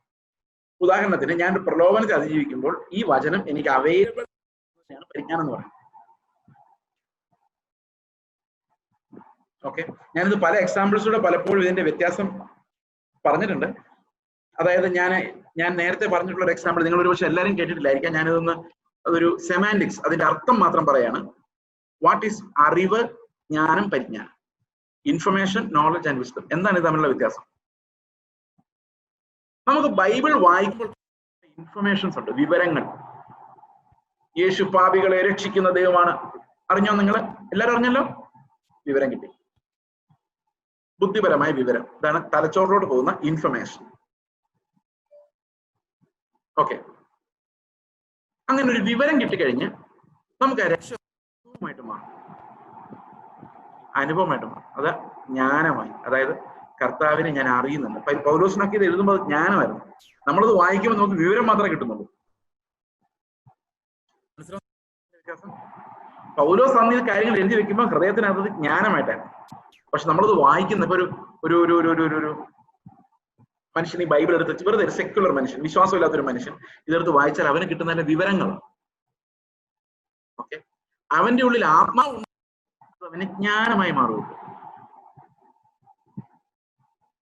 മനസ്സിലാവുന്നുണ്ടോ വ്യത്യാസം എന്താണ്? ഓക്കെ, ഫോർ എക്സാമ്പിൾ, എന്നെ എതിർക്കുന്നവരോടും എന്നെ ഉപദ്രവിക്കുന്നവരോടും ക്ഷമിക്കണമെന്ന് എനിക്കറിയാം, വിവരമുണ്ട്. പക്ഷെ എനിക്ക് ക്ഷമ ഉണ്ടാകുന്നില്ല. എനിക്ക് ആ വിവരം മാത്രമേ ഉള്ളൂ. ഓക്കെ, അത് നമുക്ക് ബൈബിളിൽ നിന്ന് കിട്ടും. പക്ഷെ പൗലോസ് ക്ഷമിക്കണം, അത് പൗലോസിന്റെ അനുഭവമാണ്, ജ്ഞാനമാണ്, പരിജ്ഞാനമാണ്. മനസ്സിലാവുന്നുണ്ടോ? എന്നാൽ നമുക്കത് എന്തല്ല, നമുക്കത് വായിക്കുമ്പോൾ വിവരം മാത്രമാണ്. അത് ആത്മാവിന്റെ ക്രിയയിലൂടെ മാത്രമേ അത് ജ്ഞാനവും പരിജ്ഞാനവുമായി മാറുള്ളൂ. That's what. മനസ്സിലാവുന്നുണ്ടോ ഞാൻ പറയുന്നത്? നമുക്ക് പലപ്പോഴും സംഭവിക്കുന്നത് ജ്ഞാനവും പരിജ്ഞാനവും ക്യാൻസൽ ചെയ്ത് കഴിഞ്ഞാൽ പിന്നെ ഉള്ളത് പഠനങ്ങളാണ്. പഠനം. ഒന്നും നമുക്ക് ജ്ഞാനമായി വരില്ല. സ്നേഹിക്കണം എന്നറിയാം, പക്ഷെ സ്നേഹമായി വരില്ല. കടമ ചെയ്യണം എന്നറിയാം, ഒക്കെ ചെയ്യും, പക്ഷെ അത് ഒരു വികാരമായി വരില്ല. അതൊരു ഇന്നർ റെവലേഷൻ ആയിട്ട് വരില്ല. കർത്താവേ, നീ എന്നിൽ ജീവിക്കുന്നു. അതൊരു പരിജ്ഞാനത്തിന്റെ തരത്തിലേക്ക് വളരുകയുമില്ല. ഓക്കെ, ഈ ജ്ഞാനവും പരിജ്ഞാനവും തമ്മിലുള്ള ഡിഫറൻസ് കൊണ്ട് ഞാൻ പറഞ്ഞു.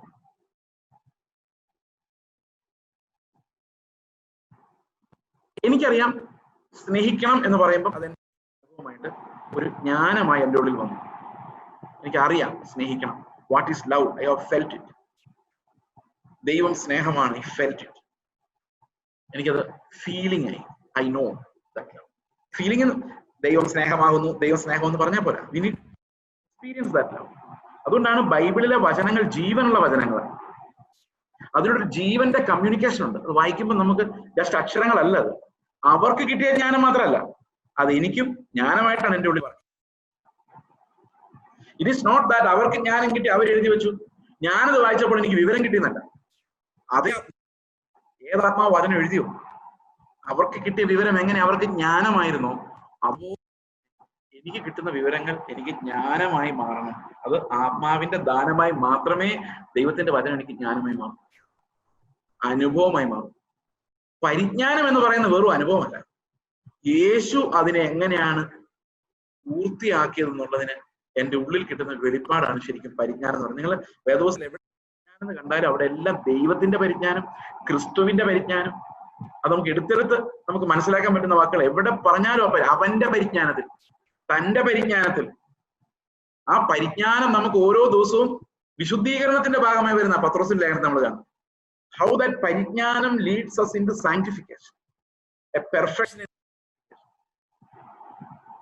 അപ്പൊ പരിജ്ഞാനത്തിന്റെ വചനം എല്ലാവർക്കും അന്നത്തെ കോണ്ടെക്സ്റ്റിൽ നോക്കി കഴിയുമ്പം നമ്മൾ മനസ്സിലാക്കുന്നത് ഈ പരിജ്ഞാനത്തിന്റെ ജ്ഞാനത്തിന്റെ എഴുതിയത് അപ്പോസ്തലന്മാരാണ്. ഓക്കെ, പക്ഷെ ജ്ഞാനവും പരിജ്ഞാനവും അവർക്കുള്ളതല്ല, അത് എനിക്കും കൂടെ ഉള്ളതാണ്. That's not reserved for them. ആത്മാവ് ജ്ഞാനത്തെ എന്നിലേക്കും കമ്മ്യൂണിക്കേറ്റ് ചെയ്യണം, ആ പരിജ്ഞാനം എനിക്കും ലഭിക്കണം. വേറൊരാൾക്ക് അത് പറഞ്ഞു കൊടുക്കണം. തക്ക സമയത്ത് അതെനിക്ക് വെളിപ്പെടുത്തപ്പെടണം. What shall I do O Lord എന്നുള്ളത് വെളിപ്പെടുത്തപ്പെടണം. ഓക്കെ, ഇതിനെക്കുറിച്ച് എന്തെങ്കിലും മനസ്സിലായില്ലെങ്കിൽ you can post just a chat message. നിങ്ങൾക്ക് ചോദ്യം ചോദിക്കാൻ പ്രയാസമാണെങ്കിൽ ജസ്റ്റ് ഒരു ചാറ്റ് മെസ്സേജ് ഇട്ടാൽ മതി. I will reply. ഓക്കെ, ആരാന്ന് പറയാതെ റിപ്ലൈ ചെയ്തോളാം. അപ്പോൾ ഈ വരങ്ങൾ ദൈവം നൽകുന്നത് എന്തിനു വേണ്ടിയാണ്? ഈ വരങ്ങൾ ദൈവം നൽകുന്നത് സഭയുടെ ആത്മീക വർധനയ്ക്ക് വേണ്ടിയാണ്. പലതരത്തിലുള്ള ഇപ്പൊ പരിജ്ഞാനത്തെ കുറിച്ച് പറഞ്ഞു കൊടുക്കാൻ ആൾക്കാർ വേണം. We need people. ഓക്കെ, എത്ര നാൾ നമുക്ക് ആത്മാക്കളെ ഇങ്ങനെയുള്ള ആൾക്കാർ വേണം? ഇപ്പൊ ഞാൻ നിങ്ങൾക്ക് എത്ര നാൾ വേണം പറയോ? എത്ര നാൾ വേണം? സത്യം പറഞ്ഞാൽ മതി. കാരണം ഈ പരിജ്ഞാനത്തിന്റെ തലത്തിലേക്ക് പ്രവേശിക്കാൻ കഴിഞ്ഞാൽ പിന്നെ നടക്കേണ്ട കാര്യമൊന്നുമില്ല. You will become like teachers. അത് എബ്രായ ലേഖനത്തിൽ പറയുന്നത് എന്താ? കാലം നോക്കിയാൽ നിങ്ങളും എങ്ങനെ ആകേണ്ട സമയമായി, ഉപദേഷ്ടാക്കന്മാരാകേണ്ട സമയമായി. You don't need to depend on a teacher. Once you get in to that track, ആ ഒരു ട്രാക്കിലേക്ക് കയറിയ പിന്നെ ടീച്ചർമാർ പറഞ്ഞില്ല കുഴപ്പമില്ല, നിങ്ങളും പഠിപ്പിക്കാൻ തുടങ്ങും. ഓക്കെ, എന്ന് കരുതി എന്തും പഠിപ്പിക്കരുത്. അതുകൊണ്ടാണ് സഭയുടെ ചട്ടത്തിനകത്ത് നിന്നുകൊണ്ട് പഠിക്കും. ഓരോരുത്തരും സൂമും കൂടെ ആയതുകൊണ്ട് എല്ലാവരും ടീച്ചേഴ്സാണ്. പിന്നെ പ്രശ്നം എന്താണെന്ന് വെച്ച് കഴിഞ്ഞാൽ ആർക്കും ചർച്ചിന്റെ അതോറിറ്റി ഇല്ല. ഒരു ചർച്ചിന്റെ അതോറിറ്റി ഇല്ല, എന്താ ഗ്യാരണ്ടി ഒന്നുമില്ല. They teach whatever they like. അപ്പൊ അങ്ങനെയുള്ള അനേകം പ്രതിസന്ധികൾ ഇന്ന് നമ്മുടെ ചുറ്റും ഉണ്ട്. അതെല്ലാം നമ്മൾ ജാഗ്രതയോടെ ഇരിക്കണം. എല്ലാവരും ടീച്ചേഴ്സ് ആയിക്കോളാൻ പറയുന്നത് നാളെ ഇറങ്ങരുത്. അതുകൊണ്ട് ഞാൻ ഓർപ്പിക്കുന്നു, you need the commissioning of your church, your local church. Bible and sit somewhere and gives a lecture through Zoom. അവരൊന്നും ദൈവദാസന്മാരാണെന്ന് അർത്ഥമില്ല, ദൈവത്തിന്റെ ശുശ്രൂഷയൊന്നും അർത്ഥമില്ല. You need the commissioning of your local church to do any ministry. Okay, അപ്പോൾ നമ്മൾ ഇത് നിഷേധിക്കുമ്പോൾ നമുക്ക് ജ്ഞാനം വേണ്ട അല്ലെങ്കിൽ വേണ്ട എന്ന് പറയുമ്പോൾ നമുക്ക് സംഭവിക്കുന്നത്, we know the scripture but it becomes useless most of the time. Useless ആണ്. അതായത് ആത്മാവ് അത് ജീവനായിട്ട് നമുക്ക് കമ്മ്യൂണിക്കേറ്റ് ചെയ്യുന്നില്ലെങ്കിൽ. അതുകൊണ്ടാണ് നമ്മള് എബ്രായ ലേഖനം 4:1-2 വാക്യങ്ങൾ നമ്മൾ പറയുന്നത്, അവന്റെ സ്വസ്ഥതയിൽ പ്രവേശിപ്പാനുള്ള വാഗ്ദത്തം ശേഷിച്ചിരിക്കുകയാണ്.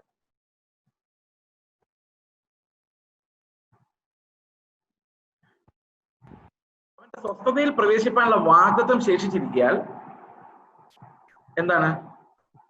നിങ്ങളിൽ ആർക്കെങ്കിലും ആ സ്വസ്ഥത ലഭിക്കാതെ പോയി എന്ന് വരാതിരിക്കാൻ നാം ഭയപ്പെടുക. അവരെ നാമും ഒരു സദ്വർത്തമാനം കേട്ടവരാകുന്നു. എന്നിട്ട് എന്ത് പറ്റിയെന്നറിയോ? കേട്ട വചനം അവരിൽ വിശ്വാസമായി പരിണമിച്ചു. അതുകൊണ്ട് സ്വസ്ഥത പ്രാപിക്കാൻ പറ്റിയില്ല. നമ്മൾ പലപ്പോഴും സുവിശേഷം പറയാൻ പോകുമ്പോൾ ആൾക്കാർ പറയുന്ന ഒരു കാര്യമുണ്ട്, കർത്താവിന്റെ അടുത്തേക്ക് വന്നാൽ നിങ്ങൾക്ക് സ്വസ്ഥതയും സമാധാനവും ദൈവം തരും. ശരിയാ, പക്ഷെ ഈ പറയുന്നവന് ചോദിച്ചു നോക്കി, ഒരു വലിയ പങ്ക് ആൾക്കാർ അത് അനുഭവിക്കുന്നൊന്നുമില്ല. ഇത് പറയണമെന്നുള്ള ടെക്നോളജി അറിയാവുന്നതുകൊണ്ട് പറയുന്നതാണ് മിക്കവാറും ആൾക്കാർ. അപ്പൊ ശരിക്കും അത് അനുഭവിക്കാൻ പറ്റാത്ത എന്തുകൊണ്ടാണ്? Because spirit is not communicating life. ദൈവത്തിന്റെ ആത്മാവ് അവന്റെ പുത്രന്റെ ജീവൻ നമ്മളിലേക്ക് പകരുന്ന അനുഭവം, ആ അനുഭവത്തിലേക്ക് നമ്മൾ നടക്കും. then everything will become പരിജ്ഞാനം for us. ഓക്കെ, അപ്പോൾ ക്രിസ്തു എങ്ങനെയായിരുന്നു എന്ന് എനിക്ക് വെളിപ്പെട്ട് കിട്ടുന്നതിനാണ് പരിജ്ഞാനം എന്ന് പറയുന്നത്. In my position, if Christ were doing something, how he would have done that? കർത്താവാണ് പ്രസംഗിക്കുന്നത്. ഇപ്പൊ എനിക്ക് ആക്റ്റീവായിട്ട് ആത്മാവിന്റെ പരിജ്ഞാനം കിട്ടിയേ പറ്റൂ. ഇപ്പൊ ഞാൻ നിങ്ങളോട് I need പരിജ്ഞാനം because എനിക്ക് അക്ഷരങ്ങൾ പറഞ്ഞാൽ പോരാ, യേശുക്രിസ്തു ആണ് നിങ്ങളോട് സംസാരിച്ചുകൊണ്ടിരിക്കുന്നത് ഇപ്പോഴെങ്കിൽ വാട്ട് ഹി വുഡ് സ്പീക്ക്, എന്താണ് ഈ കോൺഗ്രിഗേഷന് വേണ്ടത്, എന്താണ് നിങ്ങൾ കേൾക്കേണ്ടത് എന്ന് എനിക്ക് മനസ്സിലാവണം. എനിക്കറിയാവുന്ന 10 കാര്യങ്ങൾ പറഞ്ഞാൽ പോരാ. Dynamic interference of Christ spirit. ഞാൻ അങ്ങനെയാണ് സംസാരിക്കുന്നു എന്നാണ് എന്റെ വിശ്വാസം. കാരണം I M not using any means. Okay, അപ്പോൾ നമ്മൾ തുടർന്ന് വായിക്കുമ്പോൾ മറിഞ്ഞു പോകുന്നുണ്ട് ബൈബിള്. ഓക്കെ, അപ്പം വരങ്ങളുടെ ഡിസ്ട്രിബ്യൂഷനെ കുറിച്ചാണ് ഈ വാക്യം പ്രധാനമായിട്ട് കൺസേൺഡ് ആയിരിക്കുന്നത്. കാരണം ഞാൻ ഇത്രയും ഡീപ്പായിട്ട് ഈ വിഷയങ്ങളെ കുറിച്ച് പോകേണ്ട കാര്യമില്ല. എന്താണെന്ന് വെച്ച് കഴിഞ്ഞാൽ ലേഖനം പരാമർശിക്കുന്നത് ഈ വരങ്ങളുടെ എക്സ്പ്ലനേഷൻ അല്ല, അതിന്റെ ഡിസ്ട്രിബ്യൂഷൻ ആണ്. എന്താണ് വരങ്ങൾ എന്നുള്ളതിനേക്കാളും കൂടുതൽ അത് എങ്ങനെയാണ് ഒരു ശരീരത്തിൽ ഡിസ്ട്രിബ്യൂട്ട് ചെയ്യപ്പെട്ടിരിക്കുന്നതെന്നാണ് ഈ കൊരിന്ത്യർ ലേഖനം നമ്മളെ പഠിപ്പിക്കുന്നത്. അടുത്ത വാക്യം വരുമ്പോൾ പരിജ്ഞാനത്തിന്റെ വചനം നൽകപ്പെടുന്നു, വേറൊരുത്തിന് അതേ ആത്മാവിനാൽ വിശ്വാസം. ഈ വിശ്വാസം എന്നുള്ളത് എല്ലാവർക്കും ഉള്ളതല്ലേ? അപ്പൊ ചില ആൾക്കാർക്ക്, അതാ ഞാൻ പറഞ്ഞു, പരിജ്ഞാനവും ജ്ഞാനവും വിശ്വാസവും ഒക്കെ എല്ലാവർക്കും ഉള്ളതാണ്. പക്ഷെ ചില ആളുകൾക്ക് എന്ന് എടുത്തു പറയാൻ, രക്ഷാകരമായ വിശ്വാസം is the same for everyone.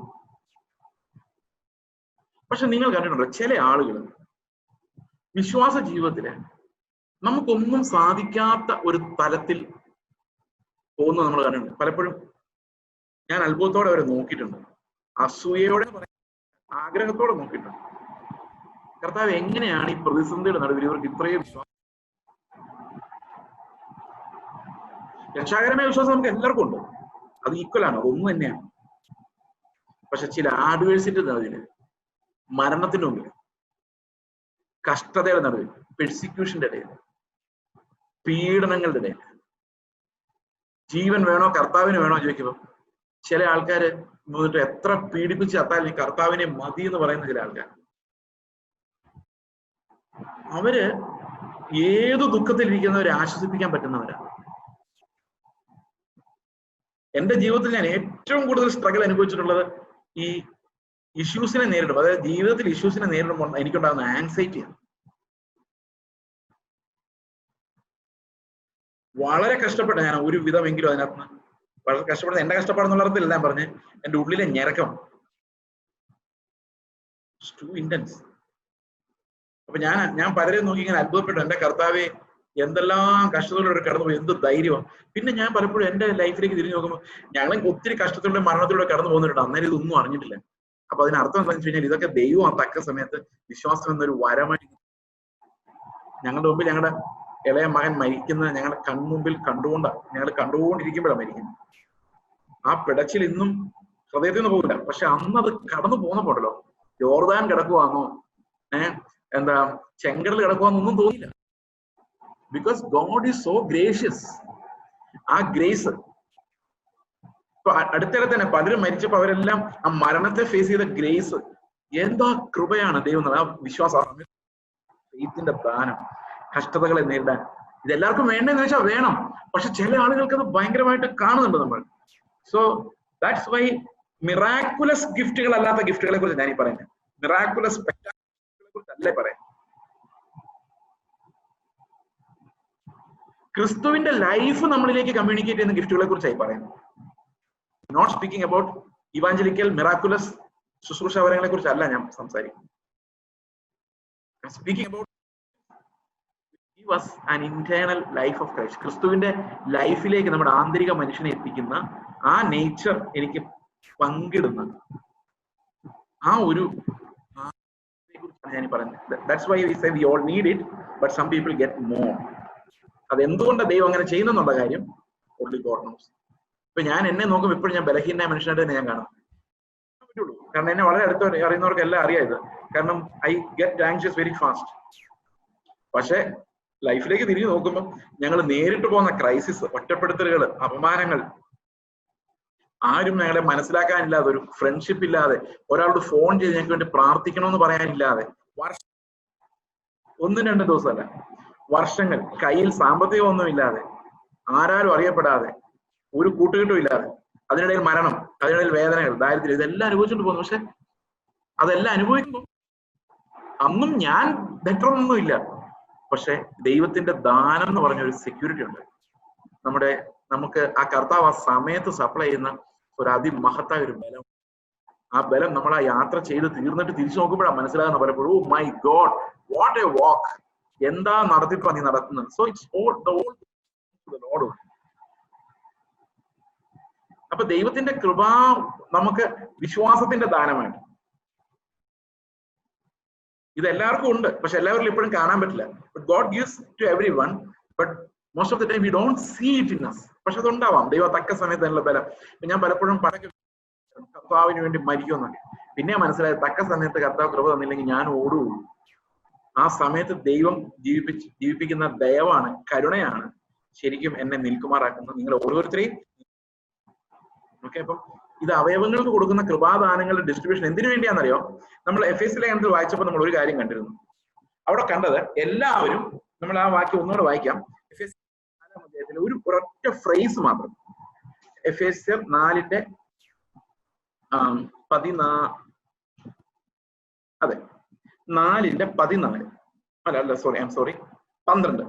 അത് നാം എല്ലാവരും, ഈ കൃപാവരങ്ങളുടെ പ്രത്യേകത നോക്കി, അത് നാം എല്ലാവരും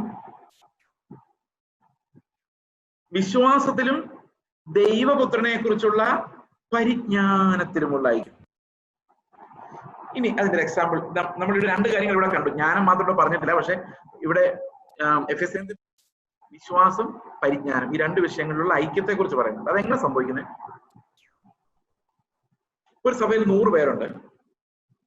വിശ്വാസം എന്ന കുറെ ആൾക്കാരുണ്ടെന്ന് വെച്ചാൽ അവരുടെ മിനിസ്ട്രി എന്താന്ന് വെച്ച് കഴിഞ്ഞാൽ ബാക്കിയുള്ളവരെയും ആ അതിവിശുദ്ധ വിശ്വാസത്തിൽ പണിയുക എന്നുള്ളതാണ്. പൊതുപ്രയോജനത്തിന് ഗിഫ്റ്റുകളെല്ലാം, ജ്ഞാനത്തിന്റെ വചനവും പരിജ്ഞാനത്തിന്റെ വചനവും എല്ലാം പൊതുപ്രയോജനത്തിനാണ്. അപ്പൊ പരിജ്ഞാനം, ക്രിസ്തുവിന്റെ പരിജ്ഞാനത്തെ കുറിച്ച് വെളിപ്പാടുള്ള 4-5 പേരെ സഭയിലുണ്ടെന്ന് വിചാരിച്ചോ, എല്ലാവരും ആ പരിജ്ഞാനത്തിന്റെ ഐക്യത്തിലേക്ക്. അത് ആദിമസഭയ്ക്ക് മാത്രം വന്നാൽ പോരാ, ഇപ്പോഴും. So the gift of faith, the gift of ജ്ഞാനം, ദ ഗിഫ്റ്റ് ഓഫ് പരിജ്ഞാനം, അത് സഭകളിൽ ഓരോ മനുഷ്യരും ദൈവം കൊടുക്കുന്നത് പൊതുപ്രയോജനത്തിന് വേണ്ടിയും എല്ലാവരും ക്രിസ്തുവിന്റെ പരിജ്ഞാനത്തിൽ നിന്നുള്ളവരാകാനും വേണ്ടിയാണ്. ഓക്കെ, അപ്പോൾ ഇത് ഞാൻ എക്സ്പ്ലെയിൻ ചെയ്തത് ലൈഫ് കമ്മ്യൂണിക്കേറ്റ് ചെയ്യുന്ന കൃപാവരങ്ങളെ കുറിച്ചാണ്, മിറാക്കുലസ് ഗിഫ്റ്റുകളെ കുറിച്ചല്ല ഞാനിത്. ഓക്കെ, ഞാൻ അത് എടുത്തു പറയാൻ കാരണം we will discuss these things later എന്നുള്ളതുകൊണ്ടാണ്. ഓക്കെ, മറ്റൊരു വിജ്ഞാനത്തിന്റെ വചനം, വേറൊരുത്തിന് അതേ ആത്മാവിനാൽ വിശ്വാസം. I'm sorry, time is up അല്ലെ, ഇത്ര സമയം പോയ കാര്യം ഞാൻ അറിഞ്ഞില്ല. മറ്റൊരു അതേ ആത്മാവിനാൽ രോഗശാന്തിയുടെ വരം, മറ്റൊരു വീര്യപ്രവൃത്തികൾ, മറ്റൊരു പ്രവചനം, മറ്റൊരു ആത്മാക്കളുടെ വിവേചനം. ഇത് ഞാൻ നാളെ വിശദീകരിക്കാം.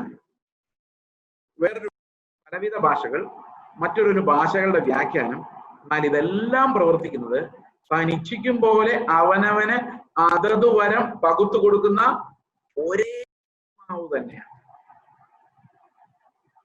അപ്പൊ പല അവയവങ്ങളുള്ള ഒരു ശരീരം പോലെയാണ് ദൈവത്തിന്റെ സഭ. ആ സഭയിൽ ഓരോ അവയവങ്ങൾക്കും ദൈവം പകുത്തു കൊടുത്തിരിക്കുന്ന എല്ലാ ദാനങ്ങളും. ഞാൻ കഴിഞ്ഞ ദിവസം പറഞ്ഞ അപ്പോസ്റ്റലിക് ഗിഫ്റ്റിനെ കുറിച്ച് നമ്മൾ പറഞ്ഞു. അപ്പോസ്റ്റലിക് ഗിഫ്റ്റ് എന്ന് പറയുന്നതാണ് നമ്മുടെ ഇരിക്കുന്ന പുസ്തകം. So apostles are still speaking to us. Okay, അപ്പോൾ ഈ എല്ലാ കൃപാവരങ്ങളും ഒരു സഭയിൽ എന്തിനു നൽകുന്നു എന്ന് ചോദിച്ചു കഴിഞ്ഞാൽ that's to build up the body of Christ. പരിജ്ഞാനത്തിലും ജ്ഞാനത്തിലും തികഞ്ഞവരായി. It's not enough if you are doctrinally correct. നമ്മൾ ഉപദേശപരമായിട്ട് സത്യമാണെന്ന് പറഞ്ഞിട്ട് കാര്യമില്ല. We need to grow in to that പരിജ്ഞാനം, ടു ദാറ്റ് ഗിഫ്റ്റ്.